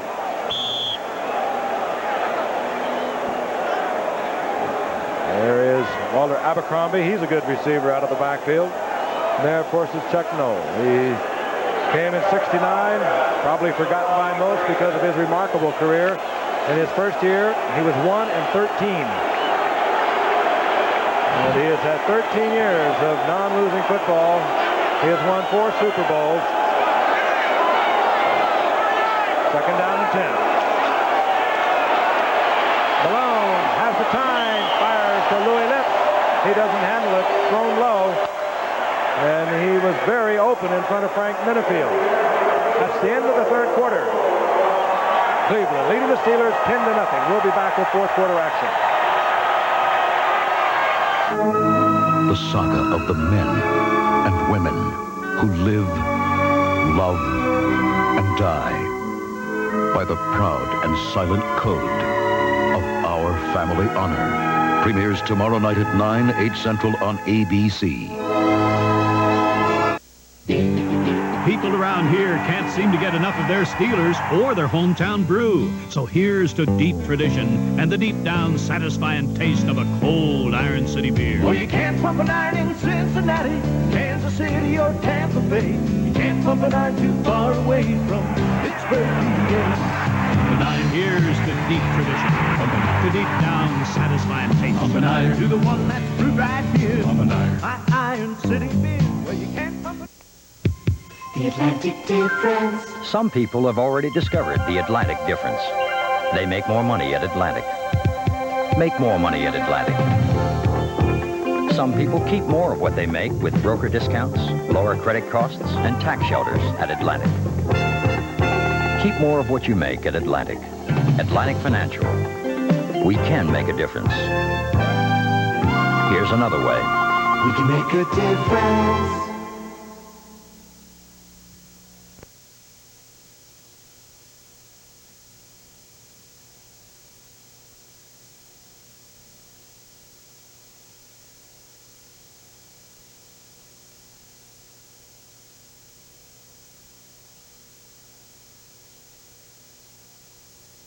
along with Joe Namath, O.J. Simpson. And I wonder if the Cleveland Browns are starting to think about what's happened to them so many times in the past, particularly last year. 7 times they had fourth quarter leads. 5 times they came away losing those games. They got a little paranoid about it. They did it last week in the opener against St. Louis. And Marty Schottenheimer says, we're not going to do that again. Steelers as we begin the fourth quarter. 3rd down and 10. The ball at the 36-yard line of the Cleveland Browns. Malone is back again. Had a lot of time. Wide open is Ouija Thompson. Yes, and a flag is down. It could be holding. That time Ouija held on. Holding against the Steelers. Well, a big break for Cleveland. They came with an all-out blitz. They had single coverage in the secondary, and Ouija does what he does best. Goes up after the ball and holds on to it. Malone finally threw a strike, but all for naught. Holding penalty. Larry Brazil is providing the coverage on Ouija Thompson. Single coverage, I might add, as they double up on Louis Lips and John Stallworth. It all goes for naught. The Steelers could have drawn to within 3. And now they're looking at a 3rd down and 20. Ball in the Browns territory near the 47-yard line.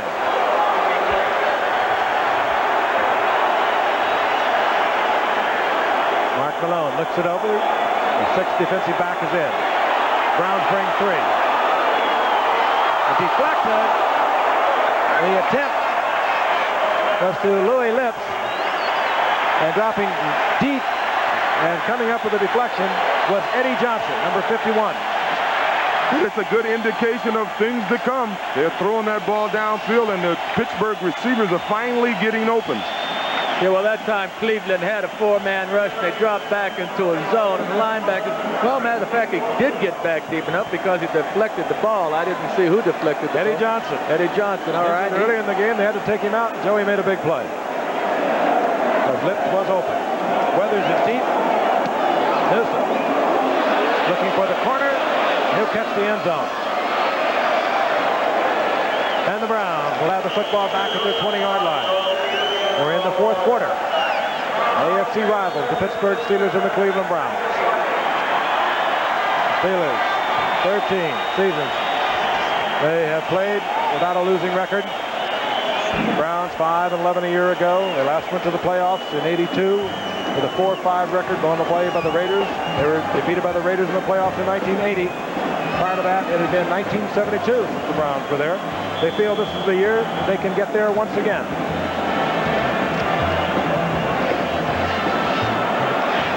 First and 10, the Browns near their 20-yard line.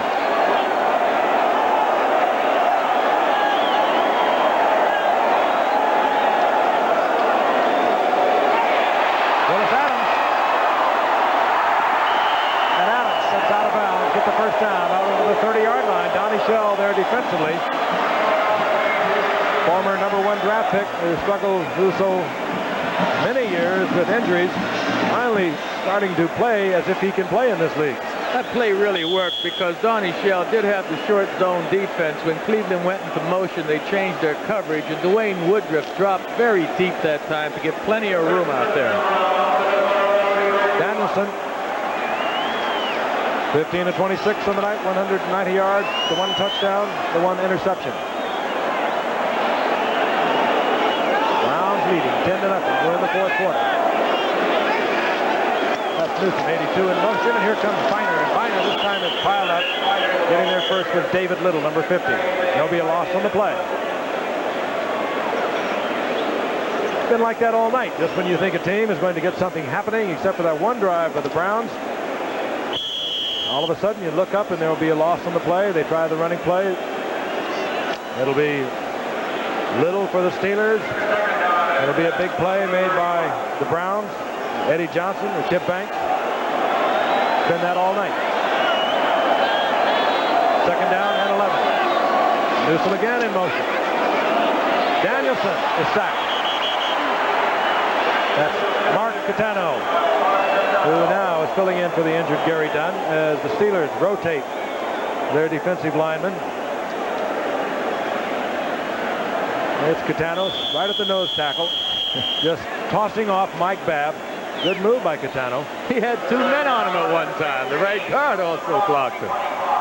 From Valdosta State. You don't see a lot of Valdosta Staters around. 3rd down, 19. Catano being the only player in the league from Valdosta State.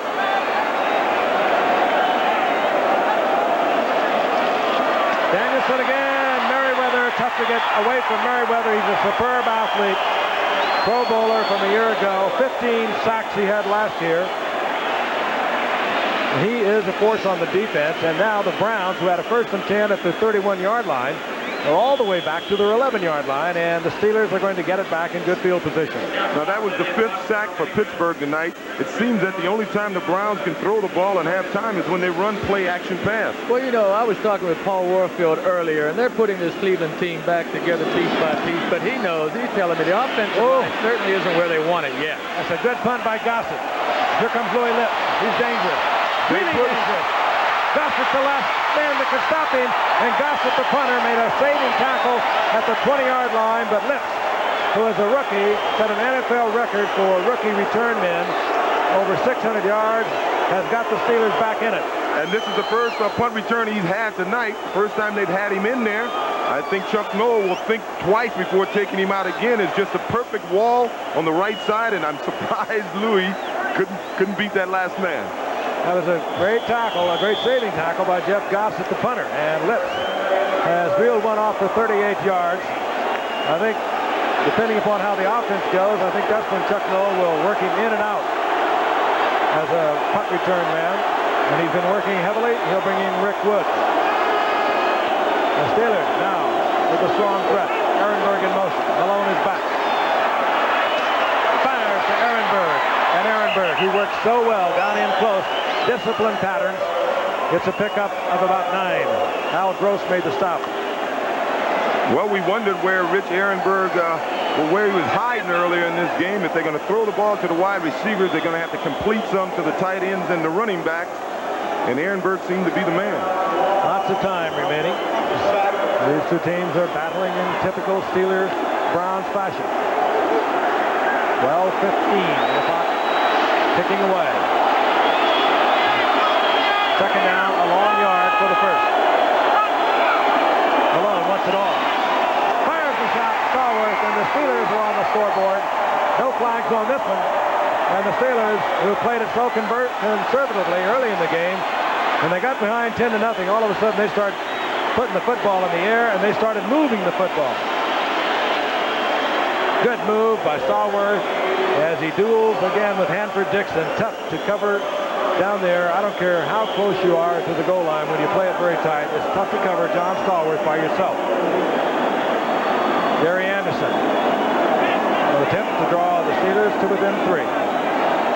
Scott Campbell is the holder for the Steelers.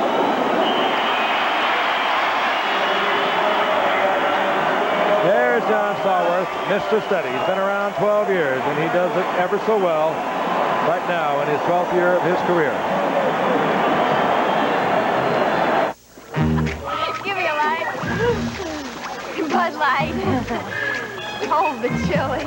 If you just ask for a light beer, you never know what you'll get. Give me a light. Bud Light. So if you want the less filling light beer with the first name and taste, don't just ask for a light beer. Good, give me a light. No, Bud Light. Bud Light. Because everything else is just a light.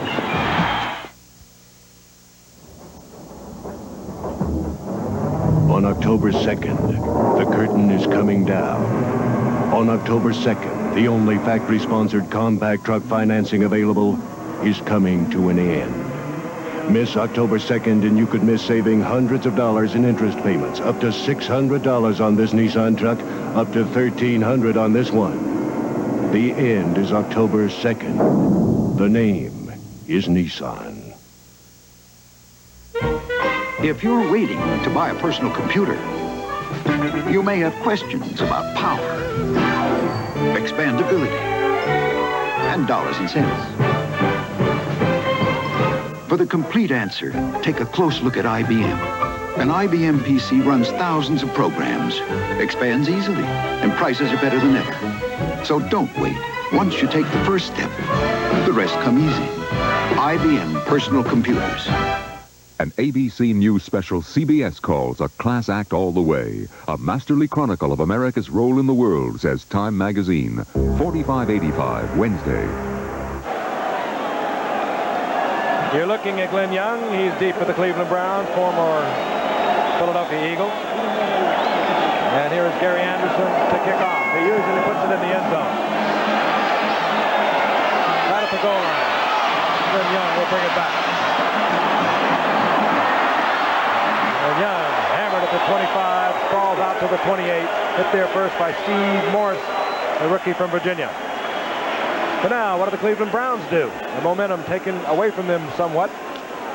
Louis Lips sparking that touchdown drive with a 38-yard punt return. Mark Malone getting the touchdown shot to John Stallworth. And here comes Gary Danielson. Tough competitor. He's had to be tough tonight. He was really whacked around in the first half.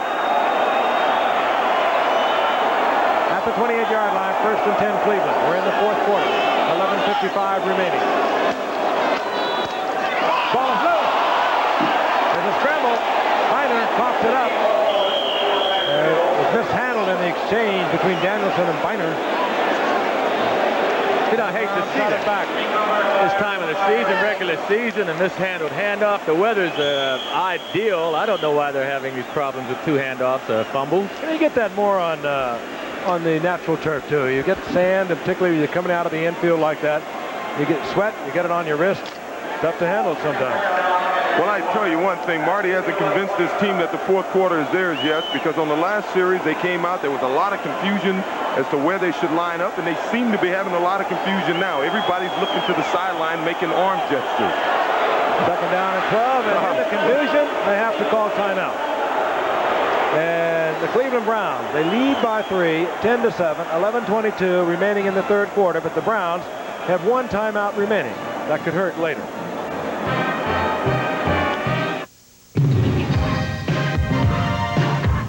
No matter how hard you work, Right Guard can help keep you smelling good for up to 24 hours. You work hard, you need Right Guard. This is Brush Plus from Gillette. A shaving concentrate and brush in one. A brush to lift whiskers, a concentrate to soften them. A shave that is superior. Brush Plus for a superior shave. When it's icy cold and the wires are down and they're spitting sparks all over the ground, you gotta go. Can't fool around. That's why America goes with Prestone. A fresh fill of Prestone Chew Antifreeze fights freeze-up and rust-up, too. A radiator could look this bad after just 10,000 miles of driving on weak, neglected antifreeze, while the Prestone radiator looks this good. Get the Prestone difference. America goes and goes and goes with Prestone. This is one of Nissan's most technologically advanced cars. It has computer-controlled carburation, a 4-cylinder overhead cam engine, 5-speed transaxle for precise front-wheel drive handling. Surprisingly, this is also Nissan's lowest-priced car, the Sentra, America's best-selling import. For an economy car that doesn't skimp on technology, the name is Nissan. The rolling record book, Walter Payton and the Chicago Bears take on Bud Grant's New Look Vikings on an NFL Thursday special, live at 8 Eastern. Then the caravan moves on to Seattle, where we'll watch the Seattle Seahawks get it on with the LA Rams. All 4 of those teams coming up on our schedule undefeated. 2nd down and 12. Browns a little disorganized here in the early going in the fourth quarter. Complete out of the backfield. This Ernest Biner, he's short of the first down. It'll be 3rd down and 3. Robin Cole was there defensively for the Steelers. Browns came out, and they looked invincible defensively in the first half.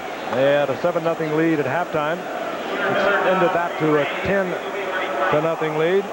And then all of a sudden, Louis Lips turned in a 38-yard punt return. A few moments later, it was Mark Malone hitting John Stallworth. 3rd and 3. Anderson. Incomplete. Kevin Mack out of the backfield. And now the Browns will have to punt. Hold on, a flag is down.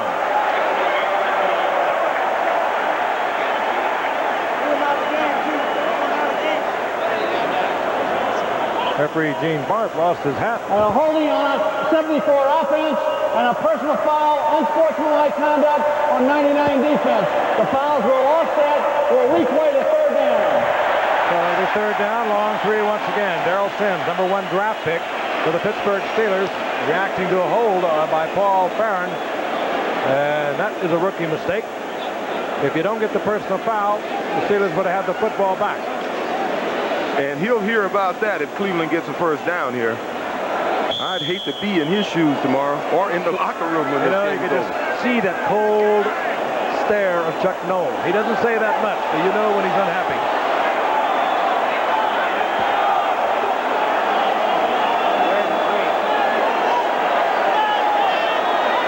A long three. Danielson. Fred Banks. Wayne Woodruff. And now Banks has dropped 3. 2 in the first half that could have made a big difference in the early going of this game. The rookie from Liberty Baptist State. You know, the ball's not that slippery. It can't be because the quarterback wouldn't be able to throw it accurately. If it was, we've had more drop passes tonight than I've seen in quite a while. How many times he played in front of 80,000 people at Liberty Baptist State? Well, he should be out there concentrating on the job. I'm sure he is. Gossett, the punt, off the side of his foot, and it takes a bounce, hit a Brown, is automatically dead right there. Oh, and again, the Browns are really making a lot of errors. That's Larry Brazil. He was down there, didn't know where the ball was, got hit by it. It's automatically dead at that point. That ball probably would have bounded to about the 25-yard line. As it is, the Steelers will get it back at the 33-yard line. CFA college football this Saturday here on ABC. Michigan, they're coming off that upset win over Notre Dame. They're going to take on Joe Morrison's highly ranked South Carolina Gamecocks. Joe Morrison, of course, the former New York Giant, a teammate of mine who's done such a tremendous job down there. Our coverage will begin at 3 o'clock Eastern here on ABC. First down and 10. The Steelers trailing 10-7. They have the ball at their own 33-yard line. Mark Malone, he's getting a lot of time.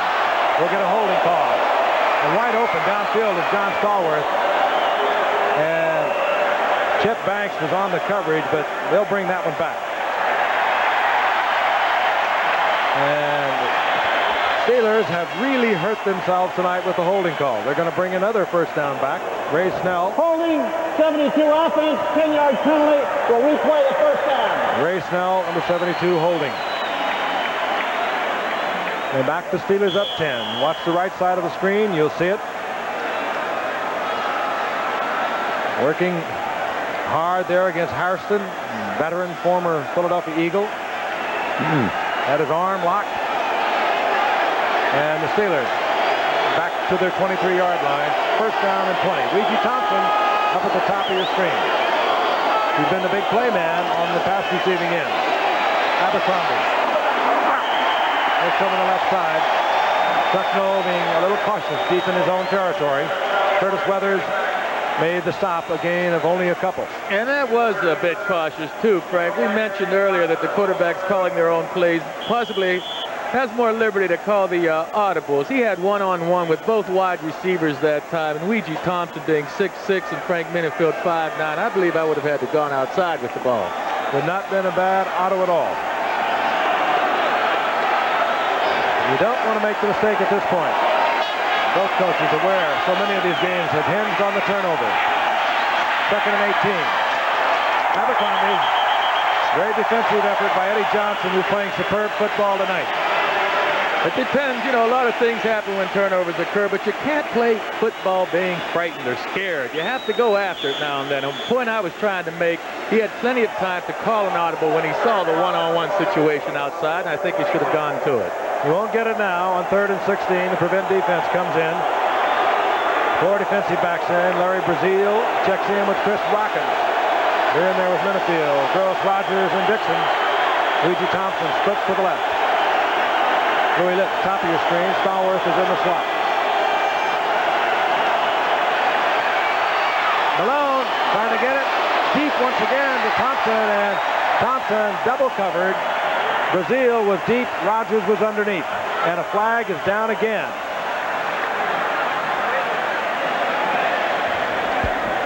Tempers are really short here tonight. Holding, 74 offense, penalty refused, fourth down. Terry Long has hurt the Steelers once again, although the Browns simply decline that penalty and they bring out the punting unit. The Steelers have hurt themselves. Really uncharacteristic of the Steelers to get all of these penalties. They've had 2 or 3 big first down plays negated with penalties. Weathers drops for the Cleveland Browns inside his 30-yard line. As Newsom, he's been very busy. This will tie a Pittsburgh Steelers record for numbers of punts in one game. Oh, and he's hit a beauty. Weathers at his own 31-yard line.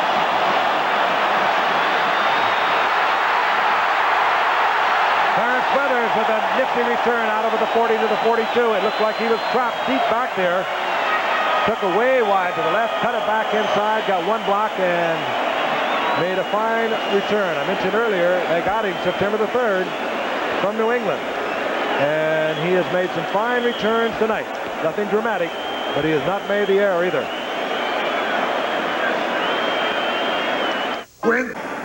This game remarkably free of turnovers. There's only been one, a Danielson pass that was picked off in the early going by Dwayne Woodruff.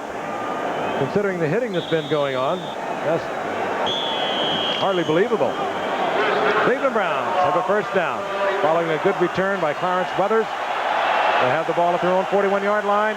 8 minutes remaining in the game, and the Browns leading 10-7 over the Pittsburgh Steelers.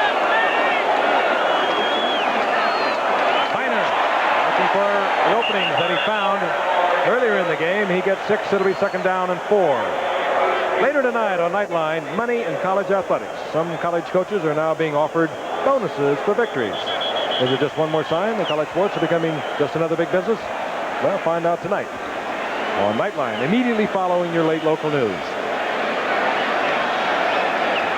It appears to be a cramp. Let's hope that's a cramp. That's Keith Willis. I think it is. When they start stretching that toe like that, that's usually what they're working on. Big Keith Willis. Steelers ill afford to lose another defensive lineman. We'll continue to work on Keith Willis. Thursday night once again. They'll be in Minneapolis, the Metrodome. Bud Grant, the Minnesota Vikings. Tommy Kramer is back. Ted Brown is back. Both of them spent so much time last year with injuries. And, of course, the Chicago Bears. Well, it's a good outfit to give you additional injuries. They really whacked up on them last year. Ooh, they're tough. Then Monday, we'll move on to Seattle.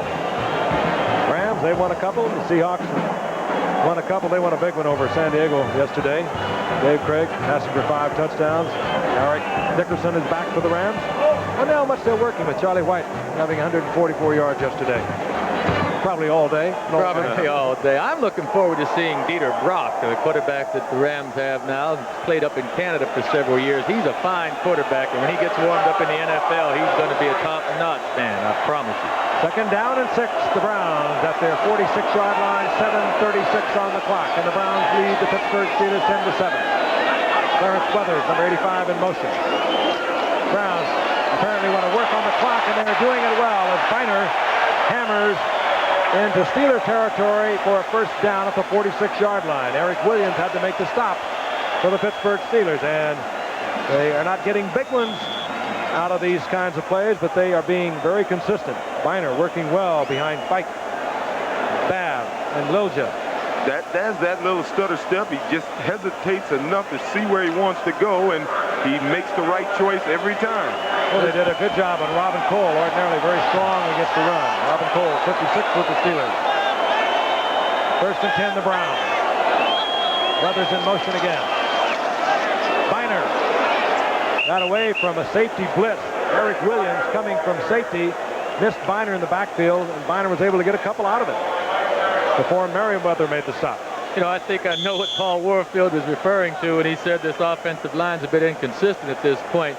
They look terrific sometimes, blowing off the ball, knocking Pittsburgh back.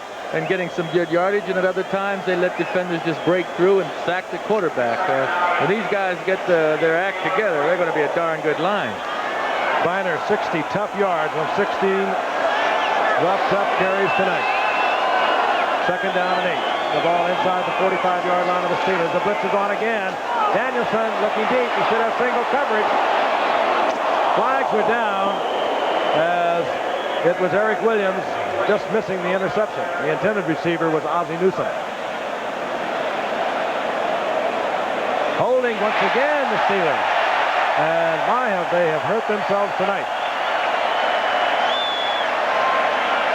Ooh, and Chuck is getting a little hot. Mike Merriweather. He was coming on the blitz and tried to recognize that Danielson was coming out, knew that he was leaving the secondary in a rather precarious straits, and he grabbed one of the offensive men coming downfield. Darrell Sims checks out, number 99, the rookie first-round draft pick from Wisconsin. In comes Keith Willis, number 93, for the Steelers. Ernest Biner is on the sideline. It appears as if something is in his eye. First and 10, the Browns, and this is the Browns' final timeout. And that takes care of all the timeouts for the Cleveland Browns, and they're hanging in there. They're leading 10-7, but they have been a little ragged, a little disorganized here in the second half. And Biner, like John Stallworth earlier in the game, is having a little bit of a contact problem. He wears the contact lenses. Well, would Stallworth go out earlier with the same problem? What happened on the field was Gary Danielson had called a play. There was a replacement for Biner, came in pretty late, and it was a wide receiver, so I don't think Gary felt he had the correct players on the football field. Freddie Banks went out there late. You know, it's sloppy the last two plays. The Cleveland Browns have wasted 2 timeouts. I could see them calling the first timeout down at the goal line to get straightened out. They wanted to score a touchdown. But the last 2 timeouts they've called, it's been totally because of confusion. But fortunately, Pittsburgh is having their problems because that's the 3rd first down that Cleveland has gotten from Pittsburgh penalties. And on offense, they've hurt themselves with the penalties. I think it's 3 times that they have had first downs that have been negated by the holding calls. This telecast is presented by authority of the National Football League. It's intended for the private use of our audience. Any rebroadcast or other use of the telecast without the expressed written consent of the National Football League is prohibited.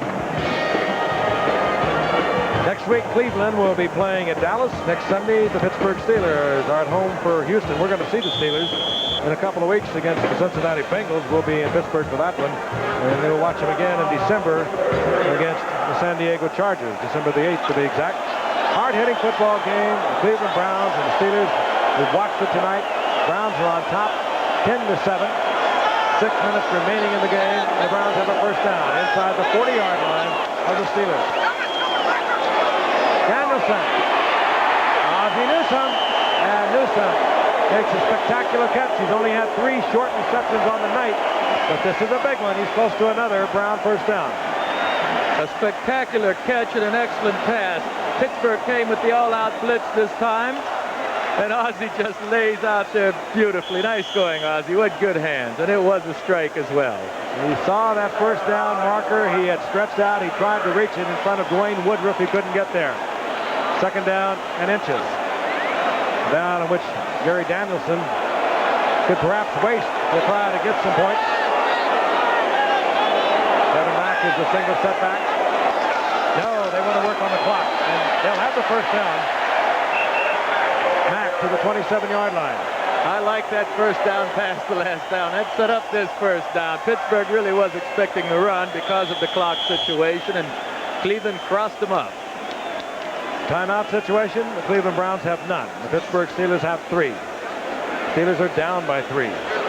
Steelers are 1-0 in the young season. The Browns lost their opener in overtime after leading by 1 touchdown with 38 seconds remaining. They lost in overtime.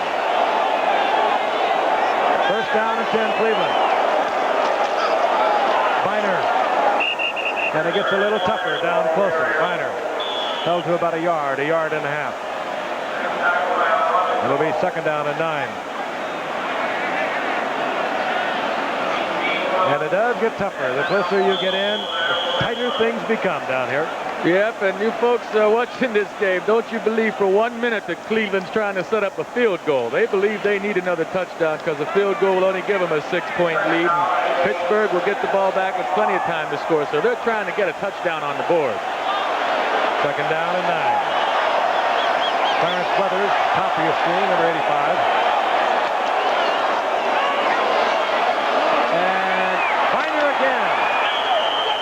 Gary Danielson under intense pressure. Biner gets the reception. Donnie Shell gets Biner right at the line of scrimmage. It'll be third down and 9. Biner has been whacked. He has been mauled. And he has produced the bulk of the Cleveland Browns ball control offense tonight. Second-year man out of East Carolina. You know, this Pittsburgh Steelers defense has done a heck of a job tonight. That goal line stand they made down here in the third quarter was a mighty big one. It held the Browns to 3. And that's the margin at the moment. Third and long, and the Browns will work from the shotgun. Blitz is on. Hinkle is coming, and down goes Danielson. Flags are down. There could be a holding call also, but the sack is all the way back to the 38-yard line. You see, now, when a quarterback, again, gets away with scrambling once in a while, they have a tendency to overdo it. Holding, 74 offense, penalty received, fourth down. They have a tendency to overdo it. He may have just taken the Cleveland Browns out of field goal range. Had he thrown the ball away, they would have had a shot at 3 points. At this point, I don't know if they're still in the kicker's range. Well, the kicker, of course, is Matt Barr. And Matt Barr is not noted for his long kicking, so they're going to bring out the punting unit. They're not even going to take a shot at it. It would have been a kick of about 53 to 54 yards. They decide not to do so. Matt Barr's career best in regular season is 50 yards. His best ever was in the playoffs in 1980 from 52, so they're not going to take a chance on it. Rick Woods drops, and he'll just be guessing with Jeff Gossett, who will be looking for a corner, I'm quite sure, unless he decides to hang it high and look for the coverage. Now, Gossett wants the corner, and he doesn't get it. Not a good kick at all, and the Browns have hurt themselves here in the late going in the fourth quarter. The sack. Danielson should have been aware, I've got to get rid of that football. We're going to get 3 if nothing else. Absolutely. Now, the Steelers, they have a great field goal kicker in Gary Anderson. And they can think anywhere from even 60 yards out for a possible Steeler field goal. We're going to pause 5 seconds now and allow our stations to identify themselves. 3:21 as the Pittsburgh Steelers trailing the Cleveland Browns 10-7 in one of the harder hitting football games we've watched in some time. Two bitter rivals in the AFC Central Division. The Steelers first and 10. The ball inside their own 20-yard line. A long way to go. Malone will be sacked. That's the kind of game we've been watching all night. Malone did not want to take a chance with it. He ate it. That's about the 9-yard line. Chris Weathers, who's played outstanding football in relief of Clay Matthews, and Bob Golick were there defensively for the Browns.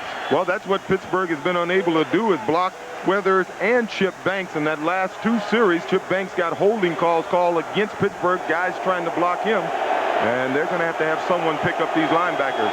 Joe, what do you think now? I think he's got to throw the football. I don't think Cleveland's going to change the thing. Except right now, they look like they're going to line up in their man-to-man coverage. Go to the outside receivers now. Let's get some of it. You don't need all of it. Here comes Banks. Kickoff. And there's Weathers. Curtis Weathers, we were just talking about what a game he played in relief of Clay Matthews. And this crowd, 80,000 plus, are all still here, and they're delirious.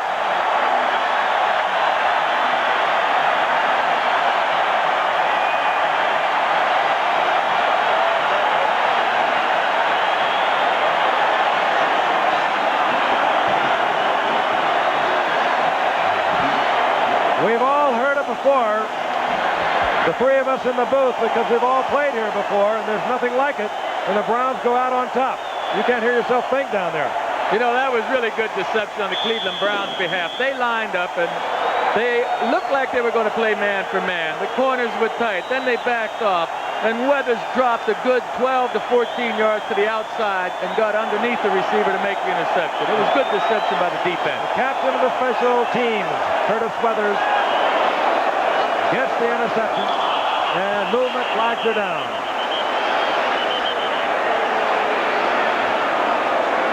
Look at it again. And Mark Malone again had just been sacked, the first sack of the night by the Browns.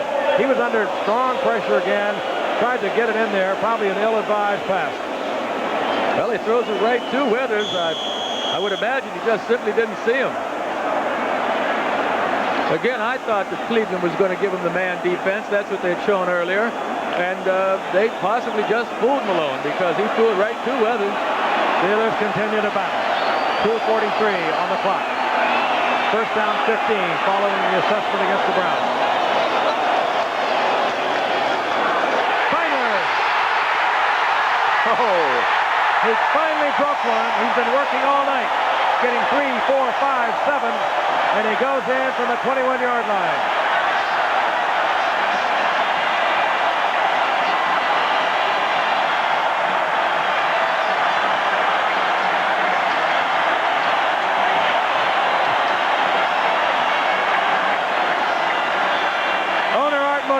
Joining 80,000 fans. Biner, a 10th round draft pick from East Carolina. He's done the work tonight. He's earned his check. He has been hammered. And he finally pops one. Matt Barr for the conversion.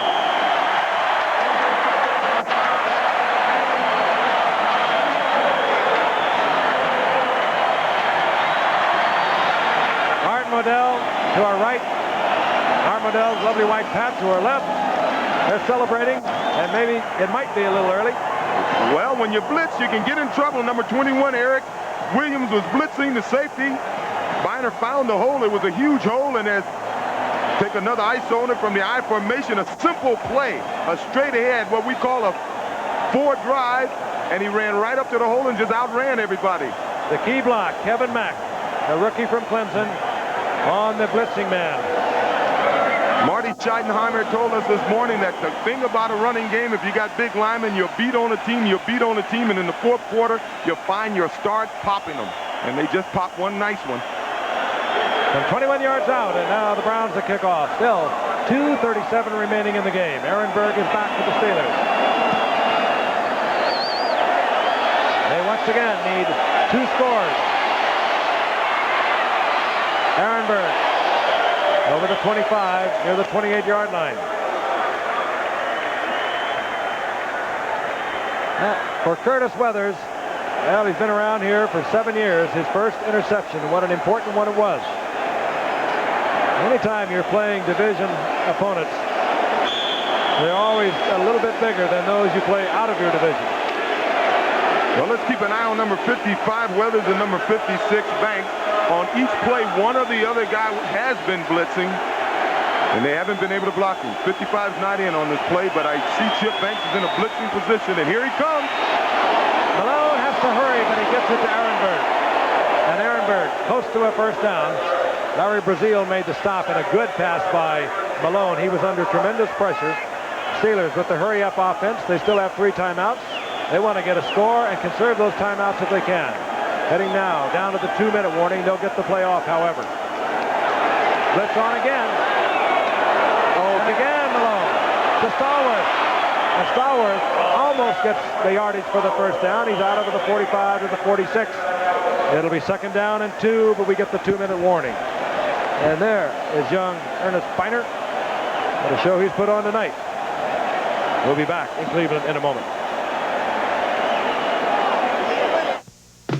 No matter how things change or how we live today, the best things in life are done the original way. Enjoy something original.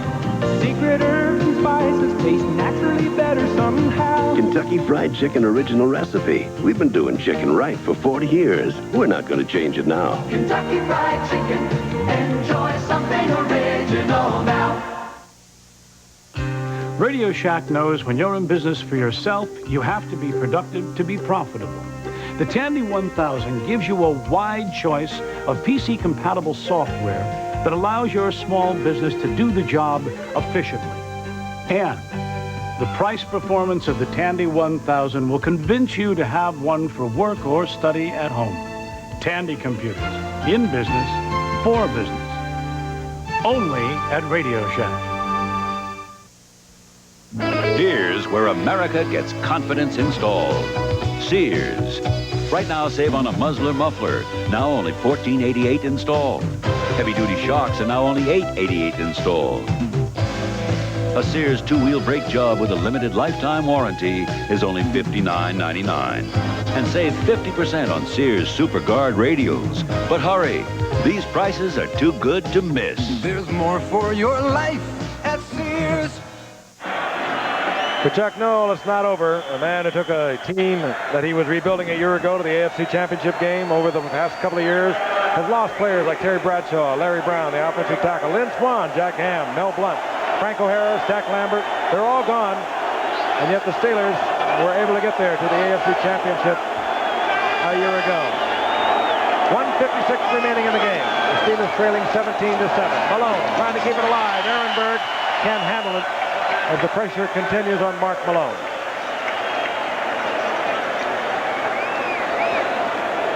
It'll be 3rd down and 2. A reminder, our executive producer, as he has been for the past 15 years, here on Monday Night Football is Roone Arledge. ABC's NFL Monday Night Football produced by Bob Goodrich, directed by Chet Forty. All 16 years. Associate Director is Dick Buffington, Technical Director Joe Chavo, Technical Manager Rick Okolsky, Unit Manager Erman Norris, Telecommunications Manager Mark Anderson, Assistant to the producer Amy Smolin, and Charles Wiseman. 3rd down, 2 for the Steelers. That's Weegee Thompson. Flag is down. Thompson is down with 1st down yardage inside the 45-yard line of the Browns. In the arms of Larry Brazil. And Malone indicating to Chuck Noll it's against the Browns. Referee Gene Barth. 47 defense holding, penalty refused, 1st down. Brazil was holding Weegee Thompson off the line of scrimmage. 1st down, the Steelers. They have 3 timeouts remaining. They have 1:45 on the clock. They need a big one. And they need a big one, and then they need to think onside kick.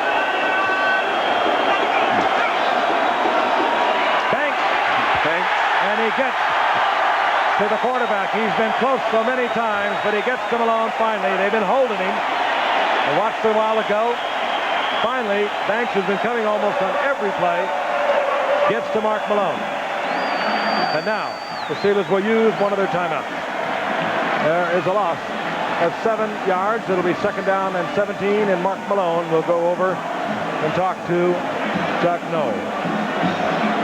This ABC Sports exclusive has been brought to you by L.A. from Anheuser-Busch, with half the alcohol of our regular beer. Sometimes it's the perfect thing to say. And by Nissan, builders of technologically advanced cars and trucks for over 50 years. And by Quaker Motor Oil, an easy-to-pour and resealable plastic bottle. And by the investment firm of Smith Barney.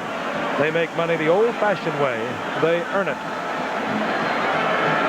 Chuck Noll, who played for the Cleveland Browns right here in their championship years, championship games of 54 and 55, a 21st round draft pick as an offensive guard and a linebacker, coached under Sid Gilman, coached under Don Shula, and played under Paul Brown. That's not bad credentials. Well, they're just lining Chip Banks up outside. He's wide on the tackle, and he is just trying to race with the offensive tackle around the corner to get to the quarterback, and it's impossible for that offensive tackle to beat him around the corner. 2nd down, 16. Ball right at midfield. Ehrenberg in motion. Banks coming again. Malone looking for Weegee Thompson. A collision at the 7-yard line. And we'll see a lot of that this year. A year ago, I think we might have seen a flag go. This is Don Rogers covering Weegee Thompson. And the ruling being that neither one could have caught this ball. Well, I don't know about that. I think that was a bad call. They could have called interference on that. At any rate, I would like to give some credit to my old buddy Marty Schottenheimer. He's showing some, what I think, courage to cover these Pittsburgh wide receivers for the most part of the game man-to-man. He's showing a lot of confidence in his team, and they're beginning to believe in him that they have, well, they already believed in him for the last year. Weegee Thompson, he's the man the single covering. Now they drop into prevent defense, and going to work is Mark Malone looking for 1st down yardage to John Stallworth, and he's close to it, near the 35-yard line. Eddie Johnson made the stop. Steelers have a 4th down, and they need a yard. Steelers need 1 yard for the first. Ehrenberg steps out of bounds, stops the clock, but not until he's inside the 20 at the 23. Don Rogers was there defensively, and the Steelers are still a threat. And Steelers still have 2 timeouts left. They're thinking touchdown, conversion, onside kick, possible field goal from their place kicker, Gary Anderson. There is not one Cleveland Brown fan, I think, that has left this stadium tonight. Well, they've seen this Cleveland team lose games at this time of the game, late in the 4th quarter, so many times. Lips and Stallworth, they've been drawing double coverage all night. Thompson has been the single man. They're trying to get it to Thompson again, and there's a tremendous collision out at the 2-yard line. Very slow getting up is Al Gross. I don't think Ouija was trying to play defense on this play, but he sure made a good defensive play because that was an interception until Ouija arrived. I think Ouija knew what he was doing on that play. That was a good play by Ouija Thompson. Ouija goes 211, Al Gross 195. And Ouija just zeroed in on Al Gross and avoided the interception. Has kept it alive for the Steelers with 55 seconds remaining. Malone back again. Screen to Pollard. And the Browns reading it well. That was Chris Rockins. And now the Steelers must call timeout once again. And Malone moves over once again to visit with Chuck Noll. Well, you again will be watching the Steelers in a couple of weeks. We'll be in Pittsburgh as the Steelers take on Cincinnati. Next week, Pittsburgh is home for Houston, while Cleveland goes on to play the Dallas Cowboys down in Dallas. Well, Joe, you was talking about your old buddy Marty Schottenheimer. He was a teammate of mine when I first came to Buffalo. He played ball there for Joe Collier, who is the defensive coordinator at Denver. Many people think he may be the best defensive coordinator in football, and spent a lot of time with Joe, not only in Buffalo, but when he was selling real estate up there in Denver. Spent some time with him, and I think it was Joe that talked him into coming back to football to coach. You know, Marty and I first met back in 1960. He was an all-state football and basketball player in Pennsylvania, from McDonald, Pennsylvania. And we met at the Big 33 game, and I don't know. I don't think Marty or myself ever thought we'd continue to stay in football this long at that time, but we both love it. 3rd down and a long 3 for the Pittsburgh Steelers. 47 seconds remaining in the game. They need something dramatic to happen. Ehrenberg could have had 6 had he held on. In and out of his hands at the 2-yard line. Some vicious contact out of that football field. Vicious contact. And that's another one that should have been caught. Malone has been a bit of a victim of his receivers. Early in the game, Ouija Thompson dropped one that could have put an entirely different complexion on this game inside the 10-yard line of the Cleveland Browns. Ehrenberg would have been in for 6 had he held on. And now the Steelers are down to 4th down and 4. 42 seconds remaining.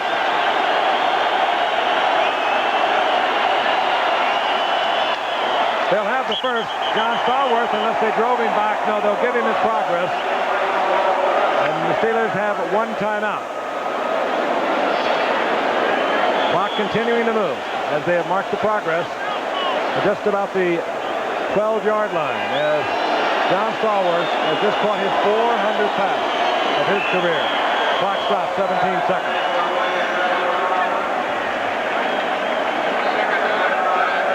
Mark Malone coming off a cakewalk, if you will, against the Colts a week ago. 21 of 30, 287 yards, 5 touchdowns, the 1 interception.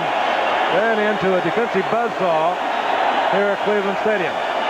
I think they must score on this play because even if they score and get an onside kick, they're going to have to run 1 play after the onside kick to be in field goal range. They'll be putting it in the end zone. Flags are down. Picked off. That flag was probably holding against Pittsburgh. As Al Gross is all the way back out to the 21-yard line. Illegal motion, left tackle, penalty refused. First down. Cleveland Browns have the football. This one is history. Marty Schottenheimer, they lost a thriller to St. Louis in the opener, 27-24 in overtime. Marty Schottenheimer told the team that's not going to happen again. Tonight it didn't happen. Steelers looked for a moment when they had it at 10-7 like they were going to come back. And there is a head coach who loves to teach. He knew that Mark Malone, probably down, gave him a little pat as he came off the field. Marty Schottenheimer, we've told you about him. He's going to be around a while, we get the feeling. Also coached in the Giants under Bill Onsberger, a defensive genius with the Miami Dolphins, and now, of course, with LSU. Very slow getting up is Carl Harrison, 10-year veteran who had so many fine years with the Philadelphia Eagles before coming here last year. Let's see, Harrison went to Eastern Shore, Maryland East Shore. That's where old buddy Emerson Boozer went to school. They've produced a lot of professionals. 8 seconds. This should do it. Gary Danielson, he'll just drop down. Under the new rule, you don't even have to touch him. Steelers have the one timeout. And they take it. Strictly a token. For Chuck Noll, it's another loss here in Cleveland. They've lost in Cleveland the last 3 times now that they've been here. And I might add that Cleveland has lost in Pittsburgh the last 2 times they've been there. And they still have to go to Pittsburgh. There's Pat Modell. She gets into this game just like her husband Art. It's over now. A dramatic night for the Cleveland Browns. A tough night for the Pittsburgh Steelers. We hope you've enjoyed. Once again, the final score is Cleveland 17, the Steelers 7. Travel arrangements made through, and a promotion fee paid by United Airlines. United flies to Tokyo from more top business centers with 3-class Royal Pacific service. This has been a presentation of ABC Sports, recognized around the world as a leader in sports television. We'll see you Thursday night from Minnesota with the Vikings and the Bears. Good night.